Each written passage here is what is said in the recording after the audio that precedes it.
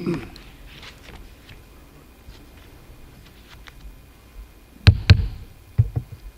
evening, everyone. I'd like to call this regular monthly school board meeting for Bedford County Public Schools for August the 3rd, 2023 to order. Ms. Johnson, will you please take the roll? And before you start, it is my understanding that Mr. Nelms will not be here this evening. Mrs. Kirby, Here? Mr. Hill, Here. Mr. Daniels, Here. Mrs. Hairston, Here. Dr. Mealy, Here. Mr. Holbrook. Here. Madam Chair, you have a quorum. Thank you, ma'am. Do I have a motion to approve the agenda for August the 3rd, 2023? So moved. I have a motion by Mr. Holbrook. Do I have a second? Second. Second by Dr. Mealy. Any discussion? All those in favor signify by saying aye. Aye. Opposed? The agenda is approved. Do I have a motion to go into closed session? Madam Chair, I make a motion we go into closed session pursuant to Code of Virginia 2.2-3711A 119. 1 is to discuss the assignment, appointment, performance, disciplining, and release of contract for specific school board employees, including the evaluation of the superintendent as provided in his contract of employment. 19, for discussion of plans to protect school safety in consultation with law enforcement officials where discussion in an open meeting would jeopardize the security of school facilities. I have a motion by Mr. Hill. Do I have a second? Second. Second by Ms. Hairston. Any discussion? All those in favor signify by saying aye. Aye. Aye. Opposed? We are in closed session.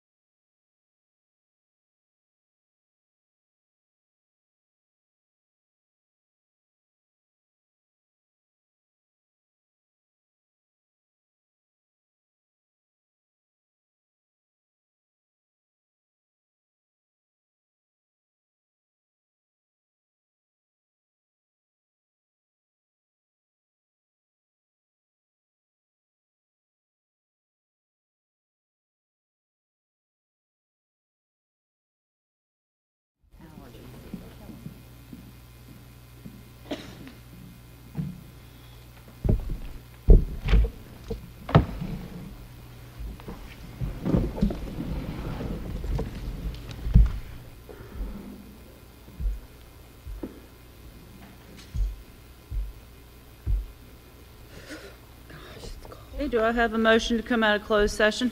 Madam Chairman, I make a motion we come out of closed session. I have a motion by Dr. Mealy. Do I have a second? Second by Mr. Hill. Any discussion? All those in favor signify by saying aye. Aye. Opposed? Motion carries. Ms. Johnson, will you please certify the meeting? Whereas the Bedford County School Board has convened a closed meeting on this date pursuant to an affirmative recorded vote and in accordance with the provisions of the Virginia Freedom of Information Act, and where Section 2.2-3712D of the Code of Virginia requires a certification by this school board that such closed meeting was conducted in conformity with Virginia law.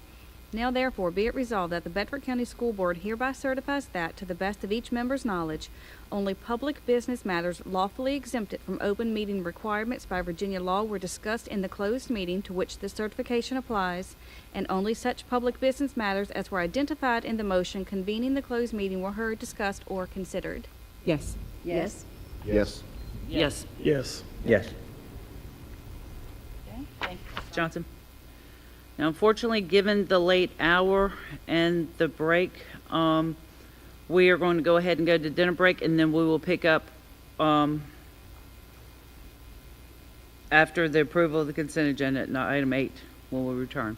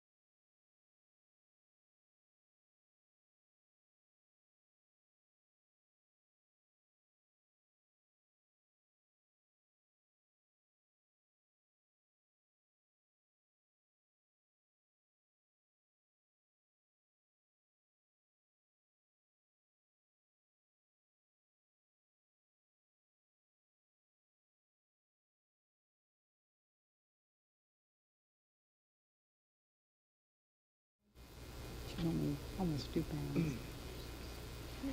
I decided that little, that Ray needed to donate. My son and my daughter are thrilled. My husband is.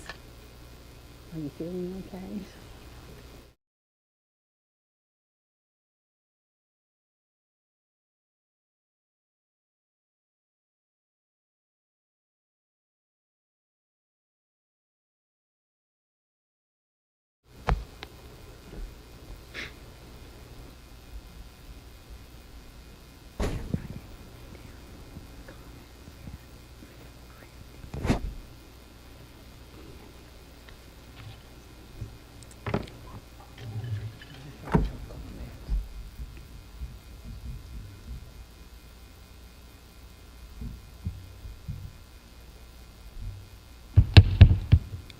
I would like to reconvene this regular meeting of the Bedford County School Board for August the 3rd, 2023.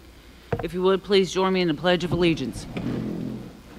I pledge allegiance to the flag of the United States of America and to the republic for which it stands, one nation, under God, indivisible, with liberty and justice for all.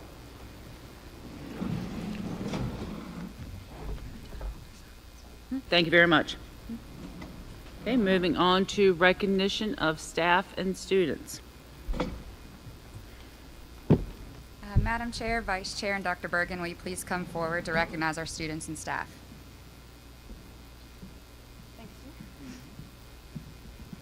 Such a Most of the time.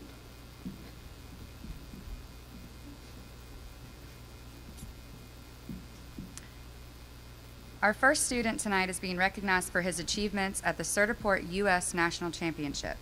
Nicholas Keller from Jefferson Forest High School, with his skills with Microsoft, were put to the test against top students from all across the country.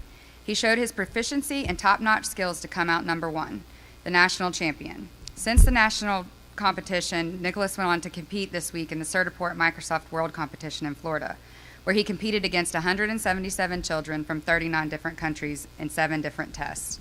Nicholas placed 7th among all those children, but please join us in congratulating our national champion. Yay.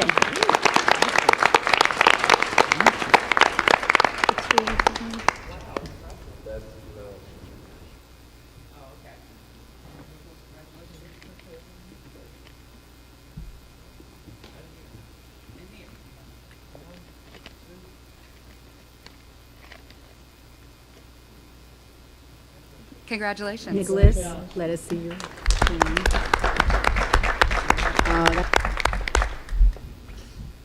Our next students and staff are part of the Stanton River High School's Youth of Virginia Speak Out Club.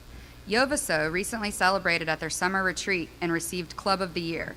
The team and their advisor were recognized because of the commitment of educating their peers and community with traffic safety and advocacy for reducing crashes among teens in innovative, impactful, and hands-on ways. They worked collaboratively to develop teen-friendly strategies to teach youth how to be safer and more responsible drivers, passengers, pedestrians, and bicyclists through campaigns, competitions, interactive programs, and social media messaging. Please join us in congratulating the following: Hannah Good,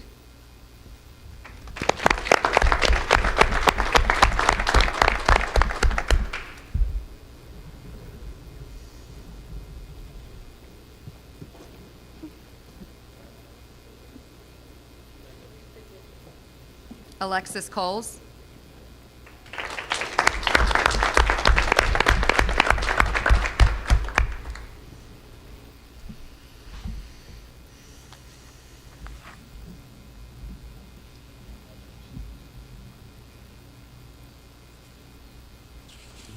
and their advisor, Mr. John Weller.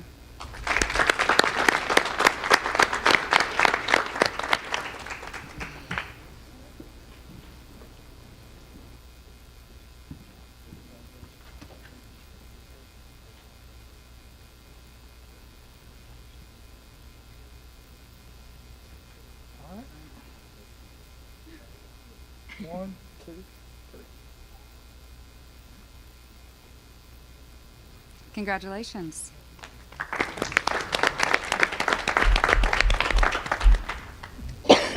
Our last recognition showed her comprehensive knowledge of the horse industry and management practices at the most recent Virginia Future Farmers of America state competition.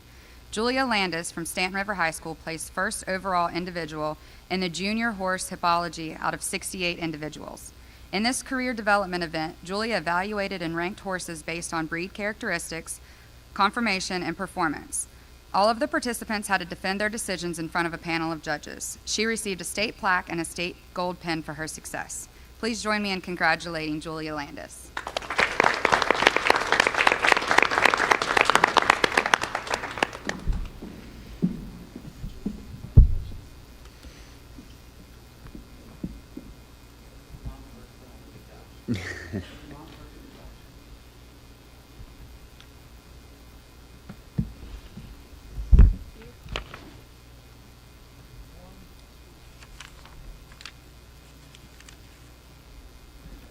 Congratulations. Thank you.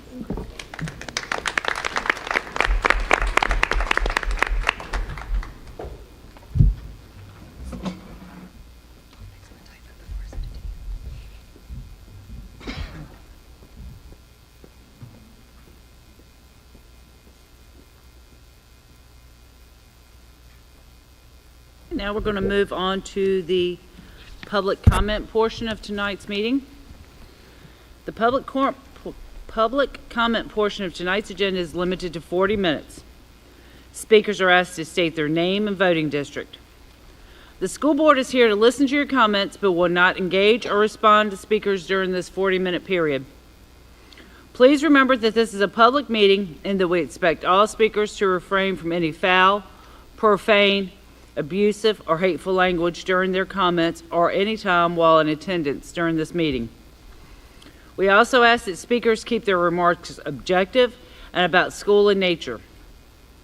Please keep all comments limited to matters related to public schools, and any comments that are harassing or amount to personal attack against any identifiable individual, whether board member, staff, or student, or having the potential to cause unnecessary delay or disruption to this meeting are prohibited. This is a public meeting for public matters. If a speaker is not present when their name is called, we will proceed to the next name on the list. An individual who is not signed up to speak may not substitute for that time slot. Individuals will have 4 minutes to address the board. An alarm will sound when an individual has 30 seconds remaining, and a second alarm will sound when the allotted 4 minutes have expired. When the second alarm sounds, please discontinue speaking and allow the next person in line to come to the podium. Should you be unable to finish your comments, please send or give them to Mrs. Johnson, and she will give them to board members. Also, we ask that you please do not adjust the microphone at the podium, as it has been positioned for optimum audio quality. Tonight we only have one speaker signed up, Kristen Rodriguez.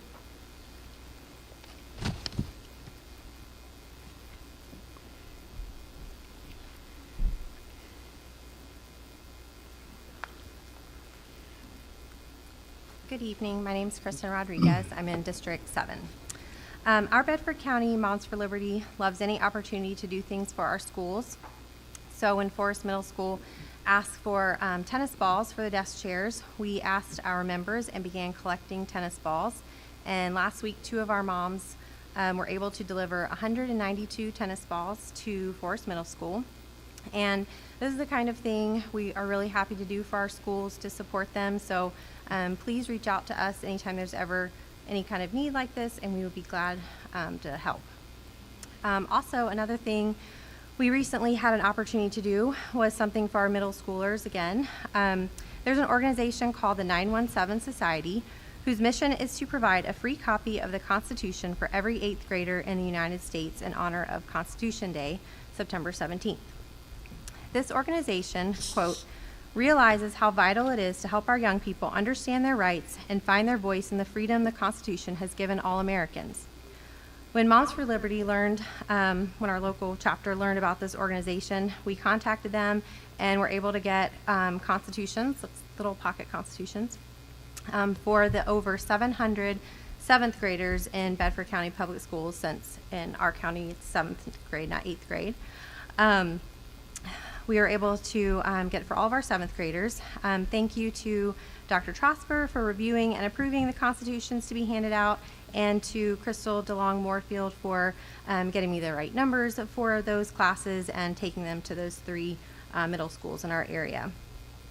Similar to the mission of the 917 Society, Moms for Liberty is dedicated to fighting for the survival of America, and that is why we think it is so important for everyone to read the Constitution.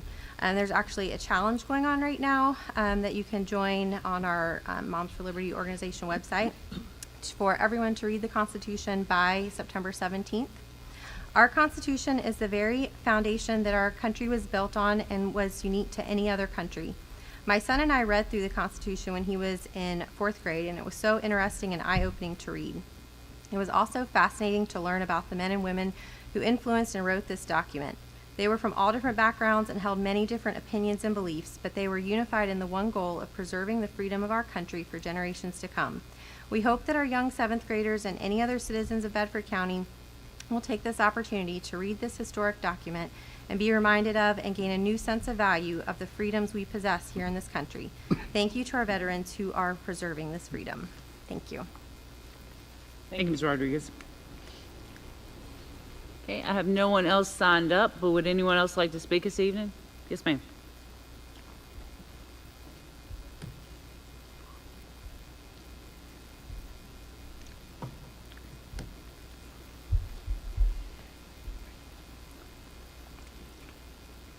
Hello, my name is Alicia Wood, and I live in District 3. So, first of all, I'm just questioning. I'm here to, wondering why I have to come here to ask for lines to be painted on the parking lot at Liberty High School, and to say that I appreciate the fact that when I pulled up here, I was able to differentiate where to park because there were visible lines on the parking lot. With that being said, the LHS community has been willingly taking on project after project, and we're happy to do all that we can to help make Liberty High School the best it can be. But at times we think, why are we doing this? Shouldn't this be taken care of instead of the parents having to step up? We need visible lines in our parking lots. The parking lot behind the football field has no lines, like they're gone. They're completely gone. So it's chaos. And we're approaching football season, so it's total chaos back there. You should come back there on a Friday, and especially in the spring when there's multiple sports going on, it's chaos. So anyway, sometimes you get tired of asking, and sometimes you get tired of things not being maintained. You just decide to do it yourself. Do the parents really need to paint the lines in the parking lots? I had decided that I was going to take that on. My husband was going to help me because he paints lines at his jobs on a regular. He said it's not hard, but it is time consuming. But I don't feel like me as a parent and my husband should do this. Anyway, we are just asking for, and Stanton River too, I've got pictures, I will email the pictures. Stanton River's parking lot looks just like Liberty High School. The lines are not visible. So we're expecting student drivers to come to school in a week and a half and find a place to park with no visible lines. It looks abandoned, and it's embarrassing again. So I'm asking you guys to please help us get some lines on our parking lot. Stanton River and Liberty. We would greatly appreciate it. Thank you all. Thank you, Ms. Wood. Thank you. Anyone else? Okay, with no volunteers, I'm going to close the public comment portion of tonight's meeting. Do I have a motion to approve the consent agenda? Chairman, I make a motion that we accept the consent agenda. I have a motion from Dr. Mealy. Do I have a second? Second by Mr. Daniels. Any discussion? All those in favor signify by saying aye. Aye. Opposed? The consent agenda is approved. So now we will move back up to item 3.01, staff reports, safety update. Dr. Bergen? Yes, ma'am. So, board members, you know we have a very strong and collaborative relationship with Sheriff Miller, and we're very pleased to welcome him here tonight. The sheriff, along with Mr. Simmons, our safety and security manager, and Dr. Cornett, our executive director of school administration, are going to be providing an update on school safety. We just want our parents to know and be assured school is a safe place. School has always been a safe place, and it is our number one priority. So we'd just like to give more assurance with specific information from our sheriff and the staff that is responsible for our school safety. So I'm calling on Mr. Simmons first. Dr. Cornett. Good evening, members of the board. Mr. Simmons and I will present updates on BCPS safety and summarize the required school safety audit process in conjunction with DCJS, which is the Department of Criminal Justice Services. School safety is a responsibility of our entire school community, and we are very blessed to have awesome community partners and supporting organizations in Bedford County. We are fortunate tonight that Sheriff Miller is here and will conclude this presentation with an update from the Sheriff's Office. There were many projects completed during the 22-23 school year to enhance safety and security throughout the division. These projects included enhancements to school access, emergency management, communications, and video surveillance systems. Approximately $525,000 was invested in improving BCPS safety. This figure does not include other routine safety and security repairs that are met through the maintenance department budget. Per Virginia code, all public schools and school divisions are required to complete an annual school safety audit. We work closely with the DCJS's Virginia Center for School and Campus Safety, which is VCSCS, to complete the safety audit process each school year. The audit process consists of 5 key components, which are a school safety survey, a division safety survey, crisis management plan review and certification, the Virginia School Survey of Climate and Working Conditions, and the school safety inspection checklist. The school safety survey is completed by each building principal each year, and the survey collects individual school safety information based on data collected throughout the previous school year. The division safety survey is completed each year by our safety and security manager, Mr. Simmons. The survey collects information on division level policies and changes. Both surveys data are utilized by VCSC to compile safety information and analyze trends throughout the state. The third component of the safety audit process is the crisis management plan review and certification. Each school develops an emergency operations plan annually and submits it to Mr. Simmons. Mr. Simmons reviews and then brings the plan to a certification team that includes community partners from the Bedford County Sheriff's Office and Bedford County Fire and Rescue to ensure the plans include all required components. The fourth component of the safety audit is the Virginia School Survey of Climate and Working Conditions. The survey is administered to students and staff and collects data and their perceptions of school safety and school climate. The survey is administered every 2 years to high school students and staff. During the other rotating year, the survey is administered to middle school students and staff as well as elementary school staff. During the 22-23 school year, middle school students and staff were surveyed. Ms. Robertson will be presenting data from the survey reports later this evening. The fifth and final component of the safety audit is the school safety inspection checklist and certification. Every 3 years, all schools conduct a school inspection walkthrough with a team comprised of division staff, school staff, community members, and community partners. The team utilizes a checklist to conduct a comprehensive assessment of school safety. All 21 campuses were completed during the 22-23 school year. Bedford County Public Schools met all requirements of the school safety audit, and I will now turn the presentation over to Mr. Simmons, BCPS Safety and Security Manager. Good evening, members of the board. I'll be providing an overview of the main systems in place throughout the school division that work together to keep our schools and campuses safe.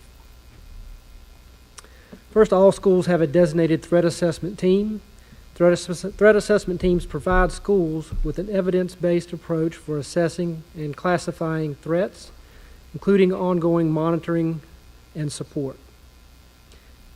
BCPS threat assessment team members are trained minimally every 3 years in the comprehensive school threat assessment guidelines. All secondary schools have Stop It, which is our anonymous reporting app. This allows students and school community members to report bullying and school safety concerns directly to school administration. All campuses are secured with controlled access systems. All schools are equipped and utilize an emergency management and crisis communication platform known as Raptor. This is used to conduct drills and implement crisis protocols. Last year, this board approved financially to support a grant that Sheriff Miller wrote and received to staff every BCPS school in a division with its own school resource officer. Chief Lewis of the Bedford Police Department has also provided a community resource officer who works very closely with the schools in the town of Bedford. Schools across the division receive frequent patrols from our law enforcement partners. In addition, schools are inspected frequently in regards to safety protocols. Both scheduled and unannounced safety inspections occur across all of our campuses. As previously presented, each school has a comprehensive emergency operations plan that is reviewed and certified annually. Staff are trained on both the emergency management platform as well as emergency operation plans for their school. Principals receive routine safety training and updates and train their staff on safety procedures throughout the year. All schools are equipped with security surveillance systems. And the division has a reunification team that is there to assist schools during crisis situations of off-site reunification when necessary. Each school has an assigned, designated off-site reunification location. And we have worked with our community partners to establish those. BCPS will continue to conduct and practice safety drills that meet or exceed all state and federal requirements.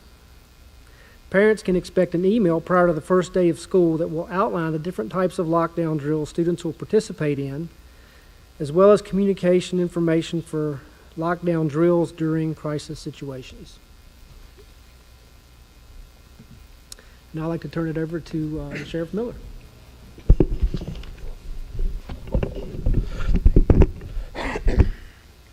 Well, good evening. First, I would like to thank Madam Chair, each school board member, Dr. Bergen, for allowing us to speak tonight. As you can see with the presentation of Dr. Cornett and Mr. Simmons presented to your school safety, that your school staff, the Bedford County Sheriff's Office school resource officers, have been diligent in making our schools as safe as possible. And with this work, I only have one word that can summarize this is wow. What a work we have done, they have done, to be able to make this accomplishment as far as we have as of today. As school administration, as law enforcement, parents and grandparents, and our young adults that we need to remember use those 21 schools. We know that they use those schools to learn, develop, because they are going to be the next generation that will be leading not only this county, but also this country. You can see that by the awards that were given out tonight. They need and deserve a safe place to learn and develop into those next leaders. And I know that Bedford County is making that possible and is providing them this opportunity to do so. So on behalf of the staff of the Bedford County Sheriff's Office, we thank you for the opportunity to be able to work together to accomplish such a task. As the late Dr. Kent told me many, many years ago, I will not give you how long ago that was, that Mike, he said in his office, you are dealing with the world's most precious commodity, and that is our children. I have never forgotten that. To speak briefly on our school resource officer grant that we received with the 14 school resource officers, I am proud to say that we only have 4 more positions to fill, and our schools will have a school resource officer in every school. But to accomplish that, it can't be done alone. So I want a big thank you to the Bedford Police Department who are helping cover our schools that set in the town limits also. So in closing, thank you to the school board, to our Bedford, to our Board of Supervisors, to the parents, and to the young persons out there for allowing us to support us and in these endeavors. Lastly, I would like to thank my staff, the school resource officers, each deputy, and our volunteers that stop by our schools each day to check on them. So in closing, God bless this county, each person in it, and America that we live in. I'll take any questions. Questions? I just have one comment, if I may, Madam Chairman. I just want to say, again, thank you to Dr. Cornett and Mr. Simmons, Mr. Sexton, Sheriff Miller, Major Wilkes, the state troopers, Chief Lewis. I'm sure I'm forgetting somebody, Fire and Rescue. Again, having seen you do your work and had an opportunity to question you extensively about how and what you do and what you've thought about, I just know that in my heart that our students are as safe as we can possibly make them, and that your response to any crisis situation is going to be almost immediate. So thank you all for this hard work. There's nothing in school, I think any educator will tell you, and parent too, that nothing trumps safety. Not the SOL scores, not anything. Safety and security of our students and staff are our priority. So thank you, gentlemen, very much for your hard work. Any other questions? Sheriff Miller, thank you so much for not only protecting our students, our staff, but for protecting the citizens of Bedford County. We do appreciate it. And I agree with you and Dr. Kent that our children are our most valuable commodity. They are our future. And I think Whitney Houston also said it too.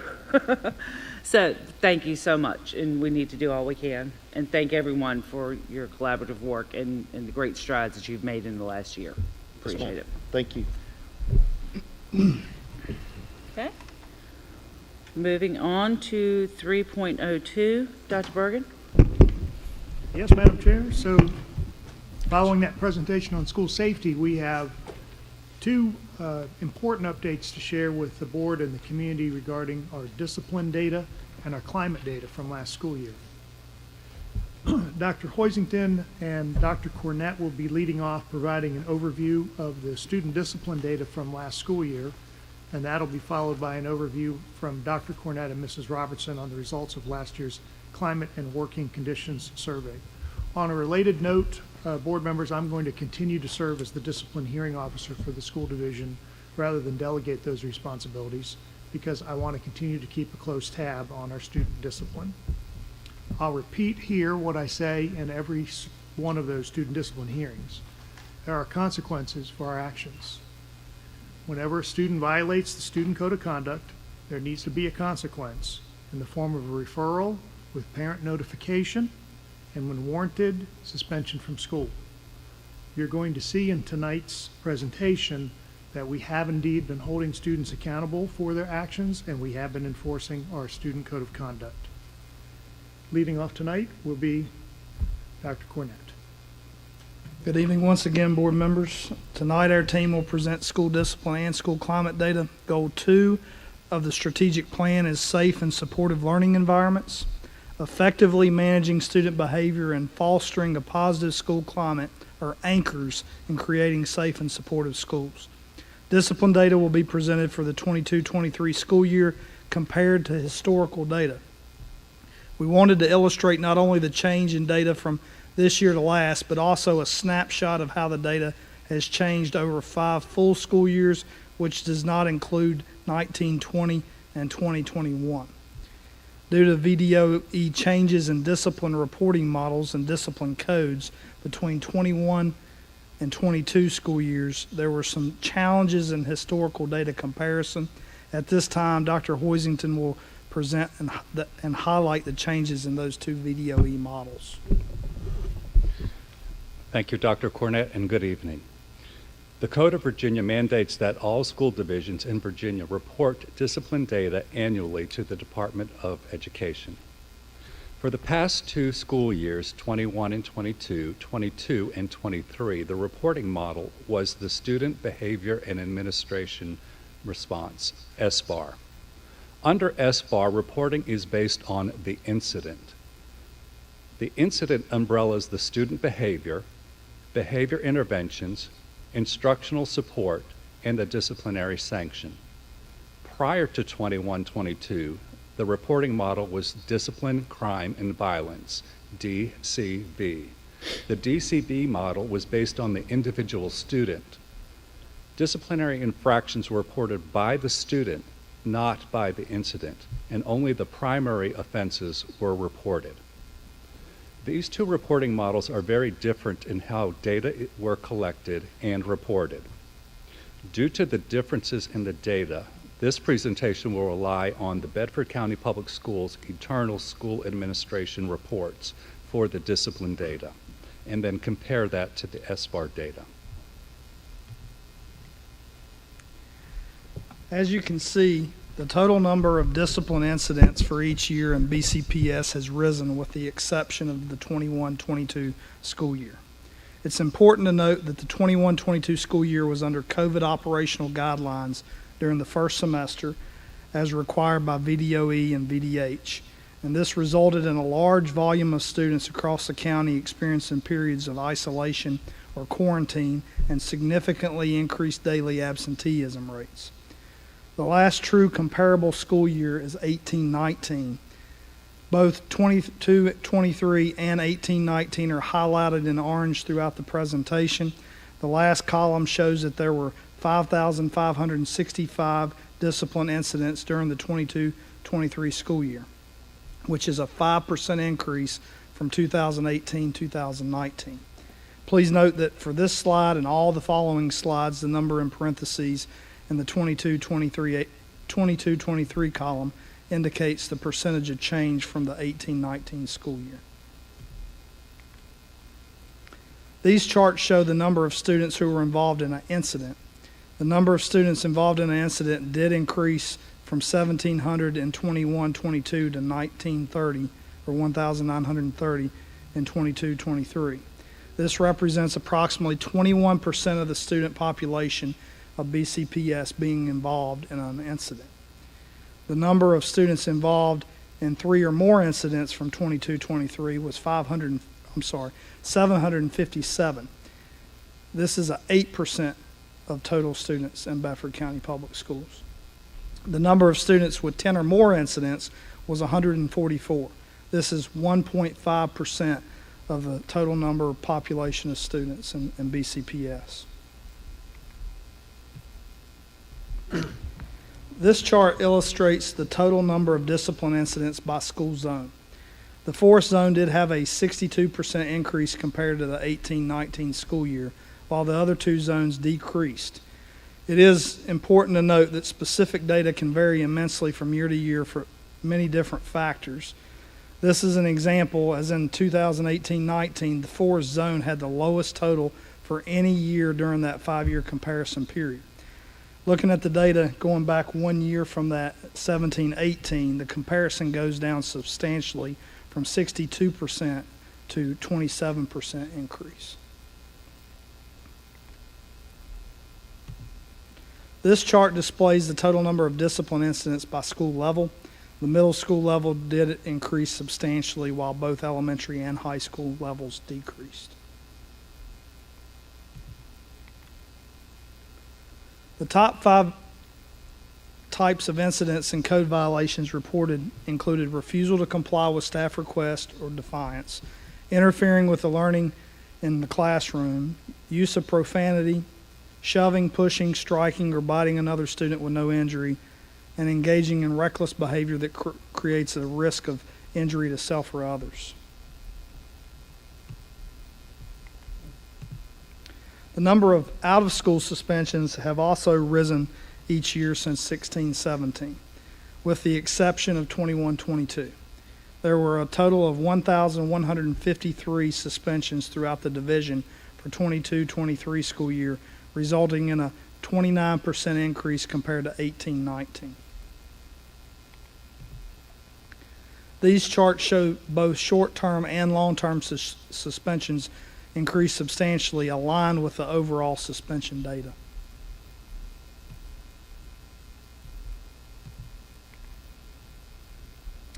This chart illustrates the total number of suspensions by school zone. While all three zones did have an increase in suspensions compared to 18-19, the Stanton River zone showed the largest increase. Specifically, the Stanton River Elementary Schools had the most substantial increase in suspensions percentage-wise throughout the division. In surveying administrators, it's important to note that many students sanctioned with OSS incidents were also provided additional therapeutic supports in conjunction with a sanction. So, for instance, a 3-day suspension might include 3 days of out-of-school suspension with an additional 2 days of support in the IDS staff program to support a return to class activities with skill building and intervention. The top 5 types of incidents and code violations resulting in a long-term suspension included possession of drugs with intent to distribute, threats or intimidation to a staff member, threats or intimidation to students, assault and battery. It's important to note that certain violations here fall into categories of mandatory removals. Specifically, we want to highlight concerns around drug possession and possession with the intent to distribute. Those offenses showed an approximate 200% increase from the previous school year and reflect the larger conversation within our school community on the influx of illicit drugs and awareness of illegal substances for adolescents. The threatening behaviors between students also showed a spike with an increase from the previous school year. The top 5 types of incidents and code violations resulting in a short-term suspension included refusal to comply with staff requests, use of profanity, shoving, pushing, striking, or biting another student with injury, and engaging in reckless behavior that creates a risk of injury to self or others, and fighting that resulted in no injury.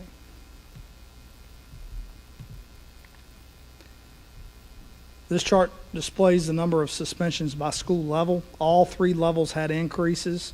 Aligned with the total discipline incident data, the middle school level had the highest increase in suspensions compared to 18-19. This slide shows the recent added division responses for improving and addressing student behavior. For the 22-23 school year, the board approved staffing standards to include 2 assistant principals at each middle school. The Code of Conduct review process began in February of 2023.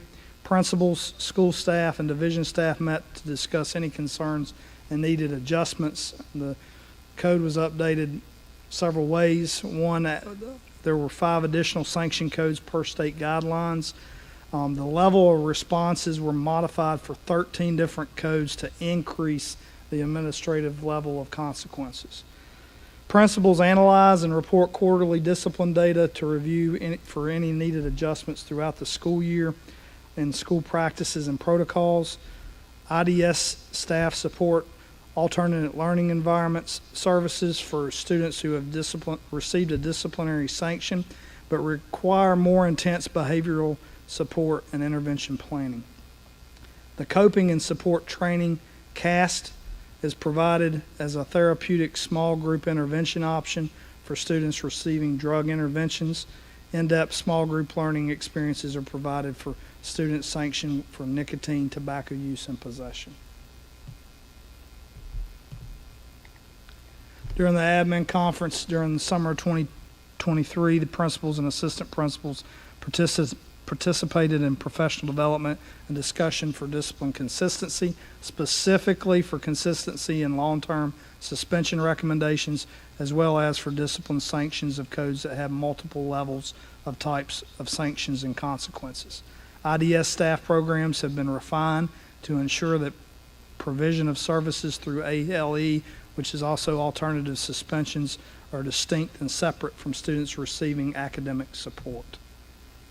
So the next steps that we're doing at the division level, as the SBAR discipline reporting model is expected to change from the VDOE, principals will be provided ongoing training on how to correctly input the data as well as to access reports and analyze the data. In addition to the administrative review of discipline data, each school's mental health support team will be actively reviewing discipline and climate data to address school-based or specific student need with team review and resource identification. Each principal will include a goal in their CSIP, which is their continuous school improvement plan, to improve behavioral outcomes and school climate based on data from 22-23. At this time, I'll pass it over to Ms. Robertson. Chair, would you like to take a break and take questions about the discipline data before we go into the climate data? Or continue on with the presentation? We can go ahead and hit some questions if anyone has any. I have one request. I don't know if the board would be interested, just based on this data, which is somewhat disturbing. How would everyone feel about getting like a quarterly report on the data so we can keep up with it a little bit better? I'm fine with that.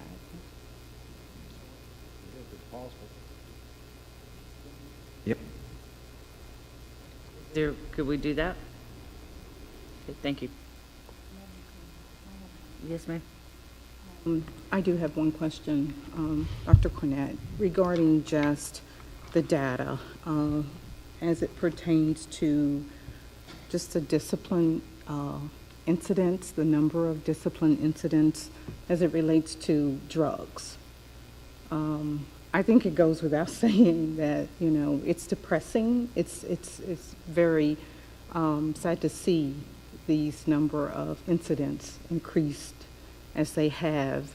I'm curious as to what we have in place to help our students understand, you know, the impact of using drugs. So if you could just kind of give me some idea of how are we addressing that? What are we doing to help our students? How about I'll lead off and then you can backfill in for me. It's alarming and concerning. It is. Unfortunately, it's this case in every school division in the region. So when I participate in professional development with my colleagues, this is a theme. Increase drug use coming out of the pandemic, not only with our children, but with their families. And the availability of these vapes. They're just too commonly available, and we're finding that students are lacing them with THC. So as the discipline hearing officer, I met with 160 children just in the second semester alone, and 9 out of 10 were for possession of THC. We have not seen, thankfully, to this point, illegal drugs that are stronger than THC. Now, they're in the community. The sheriff will attest to that and the concern that he has about that. But to your question, Mrs. Harrison, what are we doing to support students? We implemented in real time, after I had a conversation with Mrs. Robertson when I was seeing in these discipline hearings, the number of students who were telling me they were using to dull their senses, to escape their depression or their anxiety. We immediately trained all of our staff at the middle school and high school levels in what we referenced earlier, CAS, coping and supporting strategies. And that is an outcome of every discipline hearing that I do with these students who are coming to see me, is we make sure that when they return to school, or if they have an alternative education placement, that we are offering services in school for mental health counseling for the students so that they can find other ways to cope other than using a substance. So Yes, ma'am. what staff do we have in place that's helping these students? Are we sending them to counselors, to the school counselor, or are we utilizing our intervention specialist? Yes, we are, and I'll ask Mrs. Robertson to elaborate on how we're using our IDS staff for CAST and other ways to support children in these ways. Okay. So the CAST model, as it said in the presentation, is a small group therapeutic experience. Drug use controls is one of the 3 prongs that program is specifically geared around.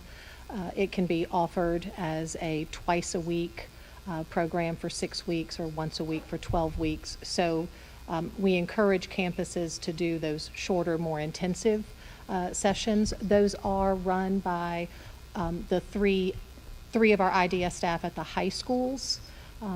And we also had training with a counselor at the Alternative Education Center. So school counselor at Alt Ed and IDS staff at the high schools. So are we finding that this drug use is also in our middle schools? Yes, and so do we have support intervention specialists to help those students? I mean, are we using a similar model with yes, small ma'am. group? Our IDS staff at the middle schools will be trained this year. We were prioritizing where the heaviest referrals were because CAST is it's a company product, so there is a cost involved. Every trainer has to go through a specific proprietary training and receive proprietary materials. So the middle schools are targeted for training for this school year. I'm going to say this and then I'll be quiet. I think I'll be quiet. Well, I may could not. Go ahead. Just to follow up, there are some other things beyond CAST that I would want to mention. Okay. This year we partnered with Horizon Behavioral Health to offer the Hidden in Plain Sight demonstration to families. It was a very well-attended event to try to promote awareness in families. We also had an opportunity to provide large-scale communication with Fentanyl Awareness Week and the One Pill Can Kill campaign for family and student information, and that was shared to families and both on campus with concentrated efforts. Obviously, through our health education curriculum, drug awareness and substance abuse risks are integrated into all aspects of that. And then, as the presentation mentioned, we also have IDS staff and at middle and high trained in depth, which is the VDH model for nicotine abuse and cessation. So those are the things that came to mind to answer your global question. I'll continue to say, and truly I will continue to say, that there is a continued need in our school division for more intervention specialists. And I would encourage the board to continue to look at that area, because it's obvious with the data that has been shown to us tonight that these positions, this program is vital. It's important, and we need more of them. So that's all that I wanted to say, Madam Chairman. Harrison. What? Oh, go ahead. I have all three of you. Who wants to go first? Okay, Mr. Hill? So, first of all, I want to make, I've said this comment multiple times. We need to make sure our students understand that it's a privilege to be in our classrooms. Period.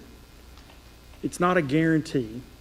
We cannot cater to one to take away from the other 9. That is very important.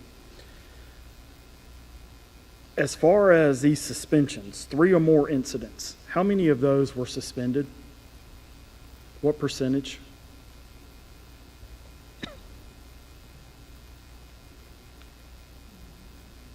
I don't have that. So you're saying the students who had 3 or more incidents, I don't have. Yeah. And of the 10 or more incidents, what percentage were suspended? Of the ones that I hear Ms. Harrison say we need more intervention specialists, how much money are we spending on these intervention specialists compared to the money we're spending to educate our kids? Do you have that number?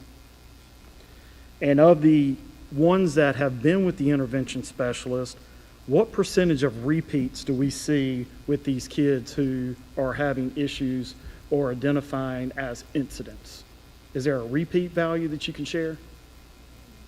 For the elementary program that is providing a one-to-one service model, for the elementary program that is providing a one-to-one service model, we were able to provide that direct data collection to have pre and post-service outcomes, and all students reduce their disciplinary infractions by at least half, most down to 0.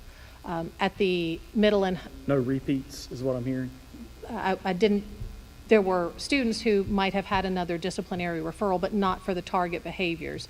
For instance, if the intervention design specialist had been targeting for disruptive behaviors, you may have a student that might have 6 months post-service received a referral for defiance to a teacher. Different nature behavior, much lower in terms of severity. So we did track that with those individual cases You say specifically. much lower, what does that mean? Lower in the severity of behavior. So you said disrespecting or interrupting a classroom is lower than what?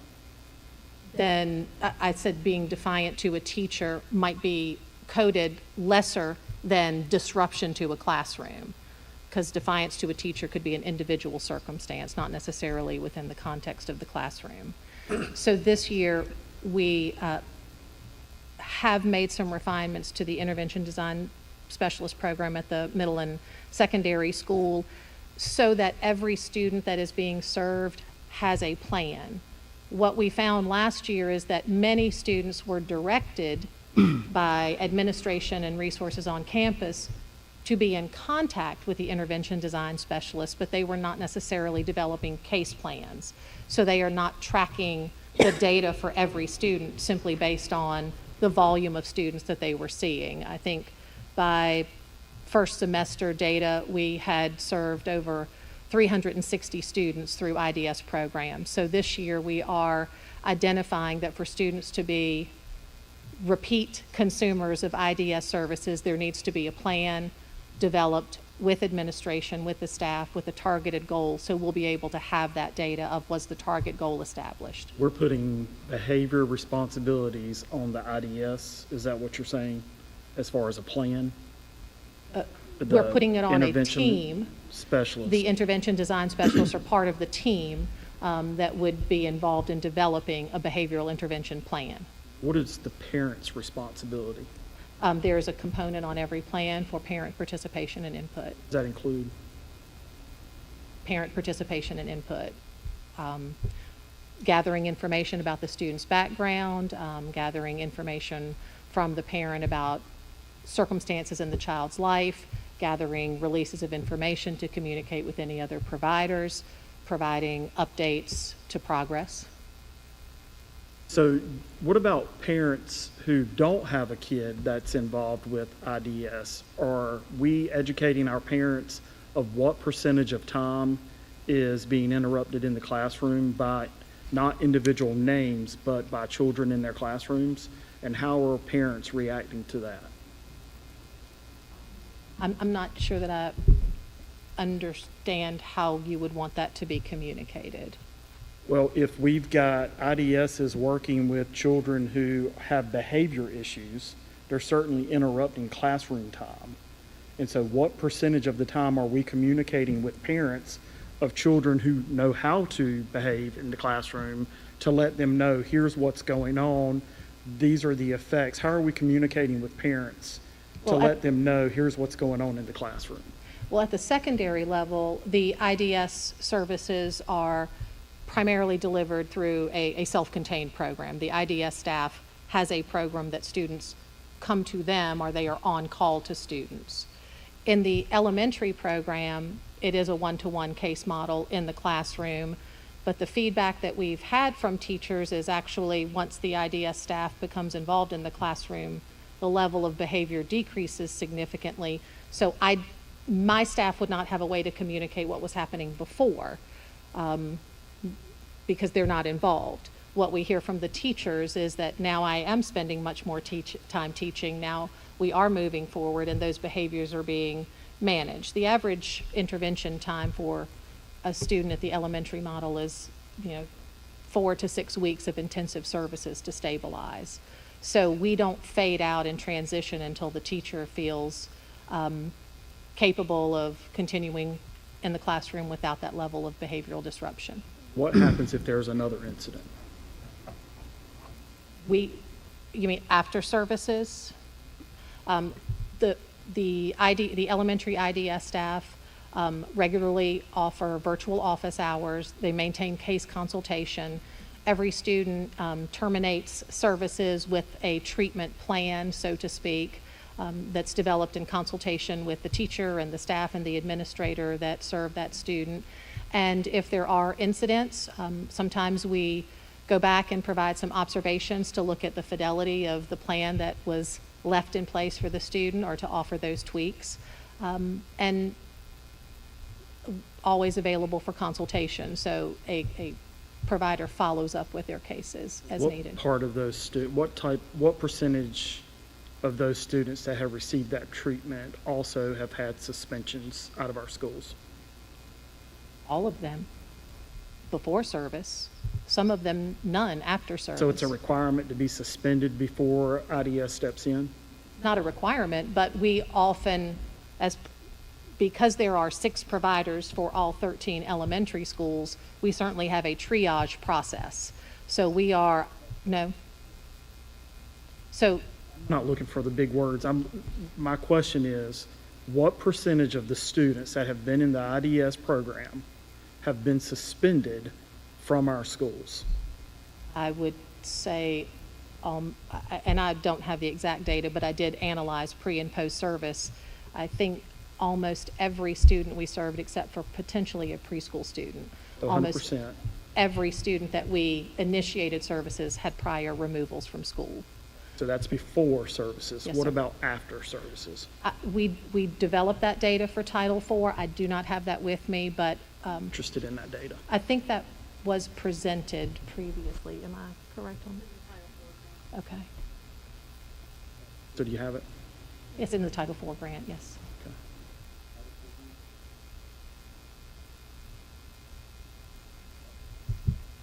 I'm also interested, and I know you don't have this, but Randy, sorry, you were blending in with the chair there, man, sorry. I'd really like a percentage, and maybe this is a budget team question, but I'm interested to know what percentage of overall funds are we spending on this program in comparison to instructional budget? And then Karen, one of the things that I'm interested in is an alternative school. I know we've talked about this for elementary and middle, and I'm interested to see if you guys have looked at that more, which I think middle goes to alt ed now, correct? We have an option for services if we said elementary school. Option meaning we send them to another, where do we send them? We're going to send them to the alternative center with staff there, but put them on a program with a teacher face-to-face. Okay. Elementary level, which we've never had before. All right, so that starts this year? Okay, at the alt school. Perfect. All right, thank you. Mr. Daniels? I just had, I was just wondering, when did we start using the IDS? Was it 19 or 20? We had 2 staff members during the 18-19 school year. I'm sorry. 2. And that's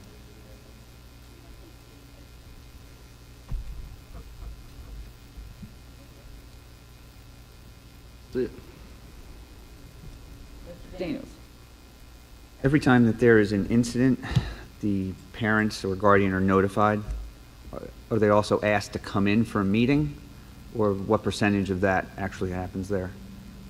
I think it depends on the incident. I don't have the exact Okay. percentage. I think it depends on the severity, what the behavior is. If it's significant where they need to be picked up, then obviously we ask the parents to come in and meet. If it's a long-term suspension, absolutely.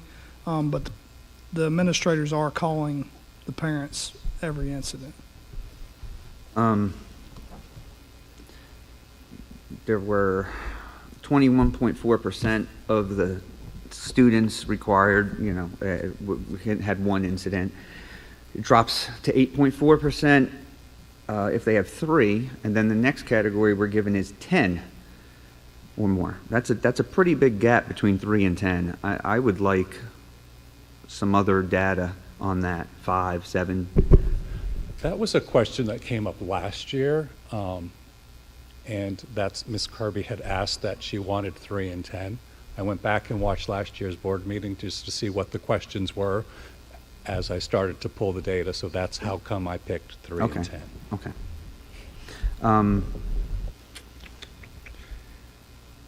And I don't want to steal any part of your presentation, but how does the partnership with Horizon work?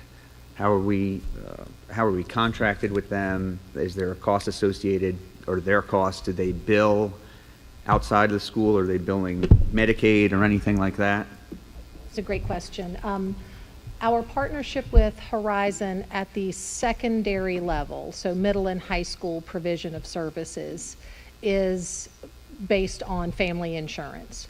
So that does not exclude individuals that are not Medicaid eligible, but it means there would be a payment structure. The majority of the clients that we serve through our Horizon partnership for outpatient and case management in the school site, that's Medicaid eligible recipients. Again, it's not exclusively Medicaid, but that's the primary structure. The great thing about the expansion that we've had, a grant expansion that we worked with Horizon, is that is not an insurance dependent expansion. So that's the Horizon expansion that is now pulling those services into elementary schools.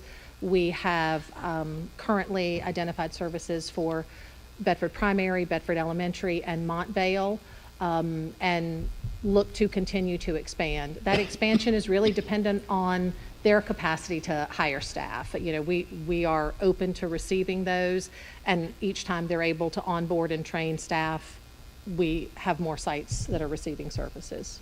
Is there a certain level of overall student personal data that has to be given over to them, and is there parental consent for that? And, oh, absolutely. Okay. All schools do really in the process. If we are initiating a referral, we have to gain parent consent to even contact Horizon, and then from that point, the intake is managed through Horizon Behavioral Health. Got it. Oh, also, Dr. Cornett, on the top 5 that we have, is it possible, like for suspensions and things like that? Okay, well, drug use is the number 1. Could we get percentages on what those are in the future? So like if, that's like 75% of the things. That would be helpful to know. I'm sure you guys have that. Yeah. Great, thank you. Daniels? Okay, Mr. Hill? Yeah, real quick, as far as the data collection, I know you said it had changed from 18 to 23. How often does that change? The discipline, crime, and violence was in place for many years, and it just was not producing the level of depth of data that the state and federal government was looking for. So SBARS, the Student Behavior and Administrative Response, came into play in 21-22. It changes often. I like to say that it's just one of these convoluted messes. It will change again. We just got the announcement that as of July 1, there'll be some changes. Some codes will retire, some new codes are coming in. We used to be able to report that if a principal sat down with a child and there was no disciplinary action, that none was a code. That no longer will be a code. So there has to now be a code for that. So it changes, and it's very dependent on the state and what the state is looking for as far as data collection. And I'll say from the crime and violence codes, they were much more straightforward. Now there's very similar codes for different levels. So it is very different. Yeah, with the discipline, crime, and violence, there were 7 disciplinary sanctions that a principal could administer to a student's misbehavior, and now we're probably up to 75. Exactly what I thought, so thank you for clarifying. As far as the data that we collect, who are we sharing that data with? That data just goes to the Virginia Department of Education. We do not share that with anyone else. And it's required to go back to them? It is a required annual report. What strings are attached if we don't supply that data? I don't know that there are any strings. I know that Dr. Bergen would get a email and probably a call from somebody at the VDOE, but that's all I would know. What are the repercussions for not sending that data? Well, it's in the student information system, so they would have access to the student information system. Is that a requirement? That we have a student information system? I'm asking a question. I mean, I'm not in it day to day, so I'm trying to understand. I want to know where the data of our students is going and why. Well, individual students are not going to appear in any state reporting. It's, as we're reporting to you, percentage of students who violate code, fill in the blank. How many in our school division have violated that code? So that there are 132 school divisions. So the individuals in Richmond who are collecting this information are looking to see for patterns across the state and where additional resources or professional development or training or funding might be necessary. I will also add that data is posted on the school, or a part of the school quality profile, especially for persistently dangerous, those highest level codes, goes into the school quality profile required from the state. Is our funding tied to that? Is our funding tied to our compliance with Compliance and/or you just said it determines what resources are needed. So is that calculated into the way our dollars are funded? I'm sorry? So how is that calculated in the SOQs? I'm just trying to understand. So the worse behaviors you have, the more dollars that come through SOQs? No, not to be misunderstood. Someone's in the Department of Education is looking at statewide data to determine if adjustments need to be made to the SBAR codes to collect better information, to determine if there's communication through school divisions about additional resources that may be needed globally, not specific to one county. I would say that they probably use, and this is just something that I would speculate on, they probably use especially discipline data when they look at numbers to adjust SOQs to see, do we have the right number of counselors to students? Do we have the right number of psychologists to students? Are we having the right assistant principals to students? I think that's how they would be pulling the data and using it as far as your funding question is concerned. Sounds like to me we're more focused on funding that piece versus increasing the funding for, not taking your words, saying you're saying this, but hearing what you're saying is the focus is on how do we increase behavioral and mental health funding versus instructional funding. So, Karen, I mean, is that, I'm trying to understand. I'm hearing from Dr. Bergen, but did you have something you want to add? I'm just not sure there's a connection there. I just think that we're coming out of the pandemic, and I do think there are significant needs that our students are having and that our families are having. We're finding that the truancy, when we take our families to court to try to get our students back in school, our parents have also significant issues with drugs. I think it's something that we have talked about has to be a focus for our kids. We've put our DARE programs back in our elementary schools to try to bring awareness to students that, you know, I think they think vaping is not hazardous to their health when they're getting access to drugs that they don't even realize they're getting access to, or that they think are not, you know, it's not a bad drug, it's just a little THC. So I think we are working on the education piece of that. I don't think we can tie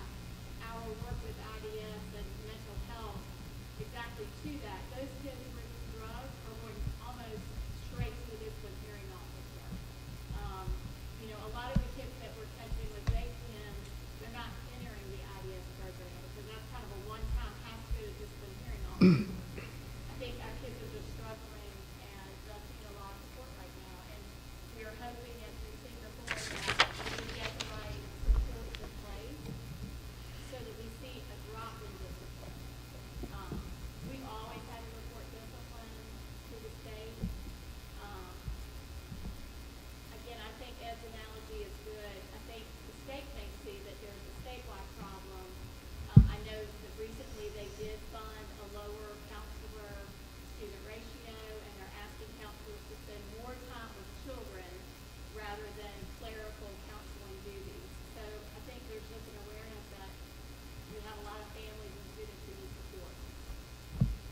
And if I could add, I see us as a complement, not a competition to the instructional program. What we hear from teachers, what we heard from the listening events, what we heard from administrative budget priorities is the mental health supports that are being provided are an essential complement to the instructional program, and I don't think it's seen at the school level as competing with instructional initiatives, but complementing them. Madam Chairman. You said that was your opinion, or you got that from somewhere else? Well, the listening events that we did in schools and prioritization of budget needs from administrators. So my opinion based on the feedback that I've received from consumers. There are, on the school quality profile, for each school, it does have discipline data there, along with chronic absenteeism data. Dr. Mealy? I just want to say that, you know, a lot of the discipline that's reported is defined within the law, what we have to report and how it has to be reported and based on what factors. So, you know, look at the, you know, Virginia school discipline laws and regulations might be helpful for understanding why we need to report this and how we report it. Anything further before we move on? I'd just like to say, what do you think is causing the increase in the disciplinary actions? I mean, I know you're saying the pandemic, but even from 16, you know, it's been a steady rise. I mean, I know that's more of an opinion answer, but I'm just, whoever. So I would say, you know, especially with the level of breakdown, if you look at our middle schools had the highest. We've talked about the data as a whole.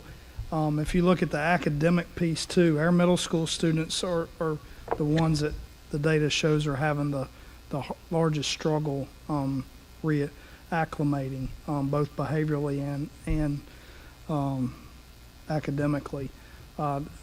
There is a lot of dysregulation coming from our smaller students, younger students as well. So, I mean, even before the pandemic, Yes. it was headed in that direction, and that just exacerbated it. Yes, sir. And without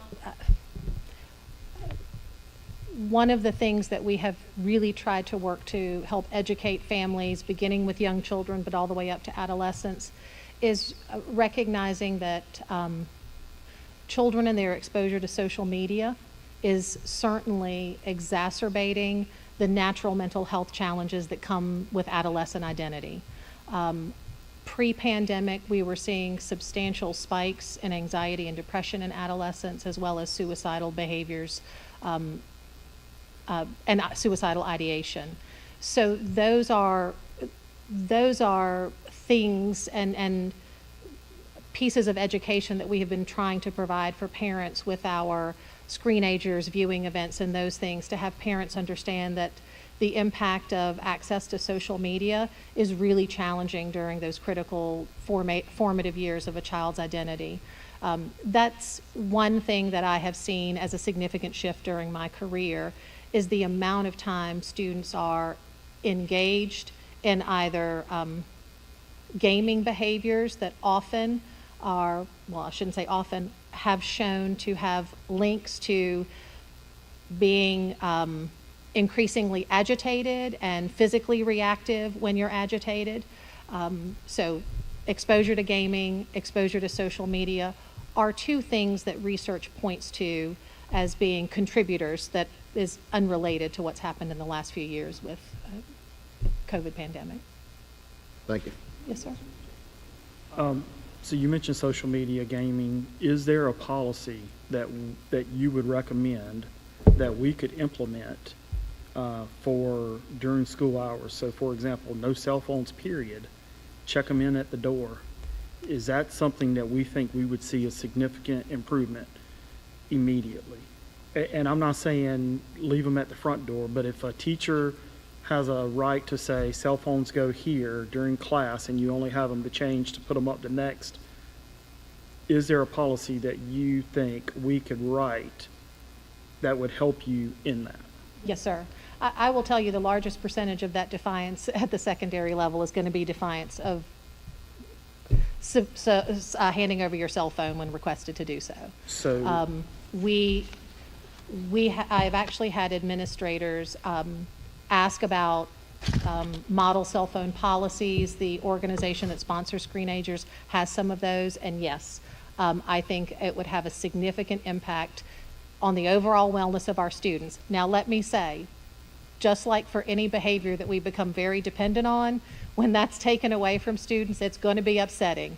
But I absolutely, our classrooms. I absolutely would say So- that would improve the instructional and social experience for students, and that Well, is my personal opinion. Let me invite you to our next IGA meeting, which is on August 29th at 9 a.m. I would love to have you there to make a recommendation, and Mr. Daniels and I would be glad to help sponsor and get that to the board to review. All right, thank you. Anything further?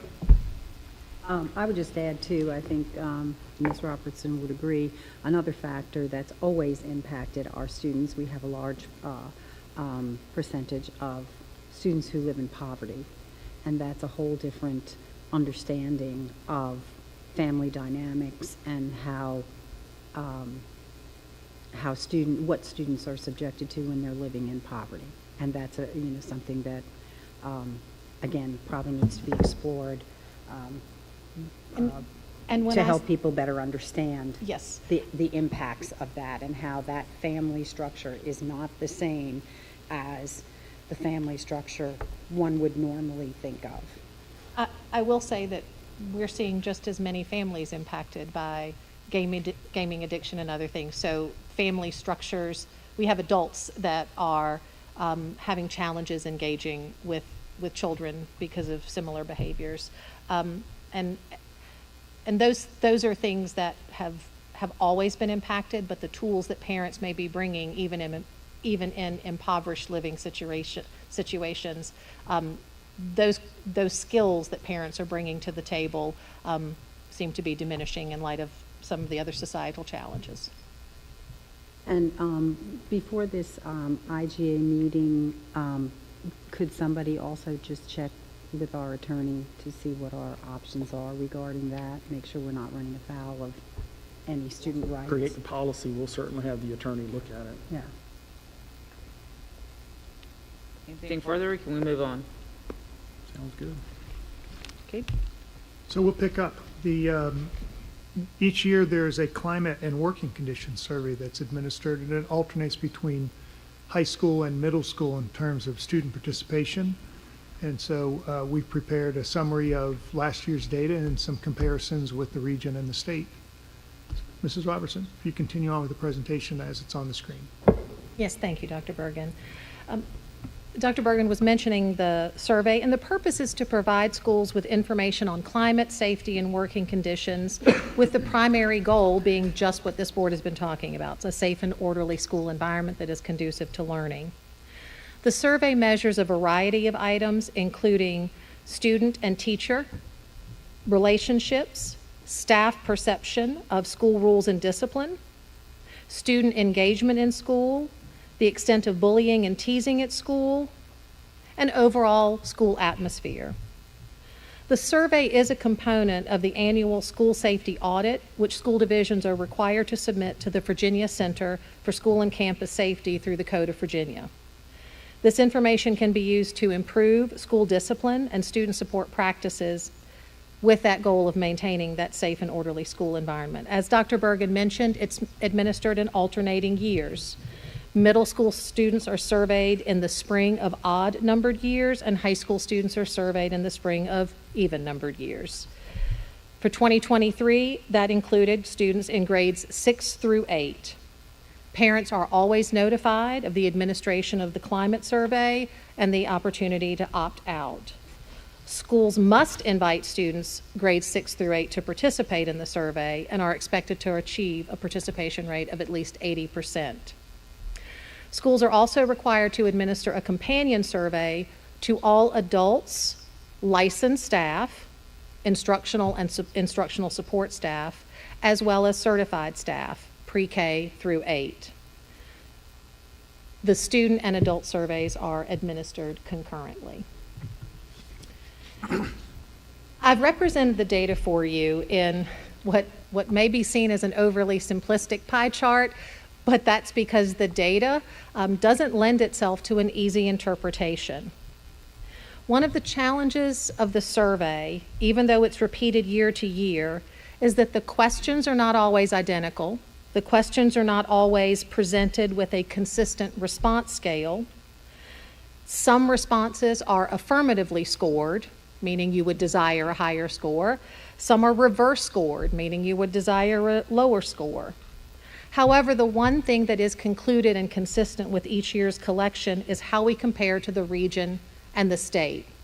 And as Dr. Cornett and I were analyzing this data, the region and the state tended to match. So if we were above region projections, we were also above state. So when we're presenting this information, green represents the areas where the student response average was above those other schools in our region, orange where we met, and red was below. I've just kind of color-coded themes to go along with that same representation. As you will see, in Bedford County, student ratings were above the region in areas reflecting how positively the school's atmosphere impacted learning and whether students perceived that that atmosphere had improved since they had been attending the school. Ratings were also above the region in questions that ask how students and adults care for each other. Our students also provided ratings above the region averages in areas that indicated a feeling of belongingness and participation in school-sponsored activities. One important area of positive student response, I was hoping our law enforcement was still here, was ratings of feeling safe in classes and the contributions of our school resource officers to those feelings of safety. They're still here. They're still, okay. Oh, there you go. Thank you. Our student ratings were consistent with regional schools for self-reported symptoms of anxiety or depression. Areas where our student responses were below the regional data, which we will continue to target for intervention, are perceptions of bullying frequency in school, experiences of threats of harm and worry about school violence. Students reported a slightly higher response for suicidal ideation in the prior 12 months and a slightly lower response for feeling that they had reliable adult help if they were feeling hopeless. As a reminder, these are not new concerns, but we will continue to address those with the initiatives that we have. Our continued implementation of case-based and site-based IDS programs to support therapeutic interventions. Our mental health support teams, that is a collection of all support staff, administrative staff within that campus, as well as staff representation, have been provided a copy of the school climate data with templates to address items of concern through monthly planning. We've already talked about our continued partnership with Horizon Behavioral Health for outpatient and case management services.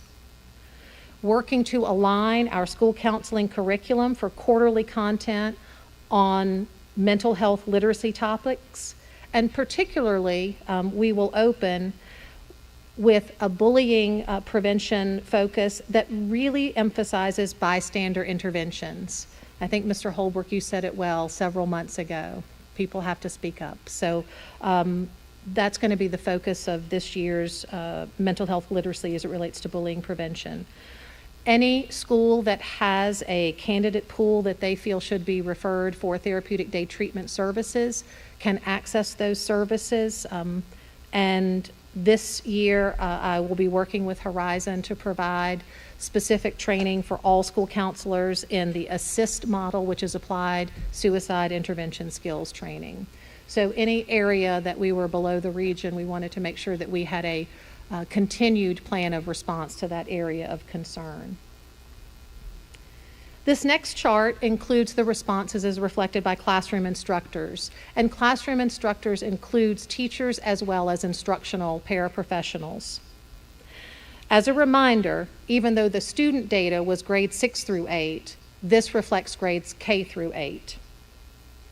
As mentioned, the survey doesn't always have a consistent response scale.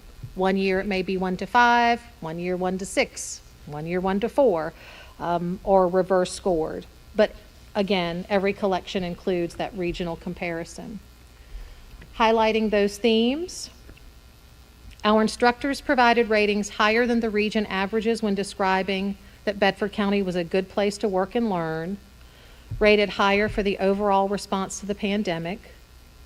Classroom instructors rated their practices higher than their counterparts in the region for their efforts in getting to know parents and guardians, having rigorous expectations for student work, being trusted to make sound professional decisions, and to receive professional development that meets their needs.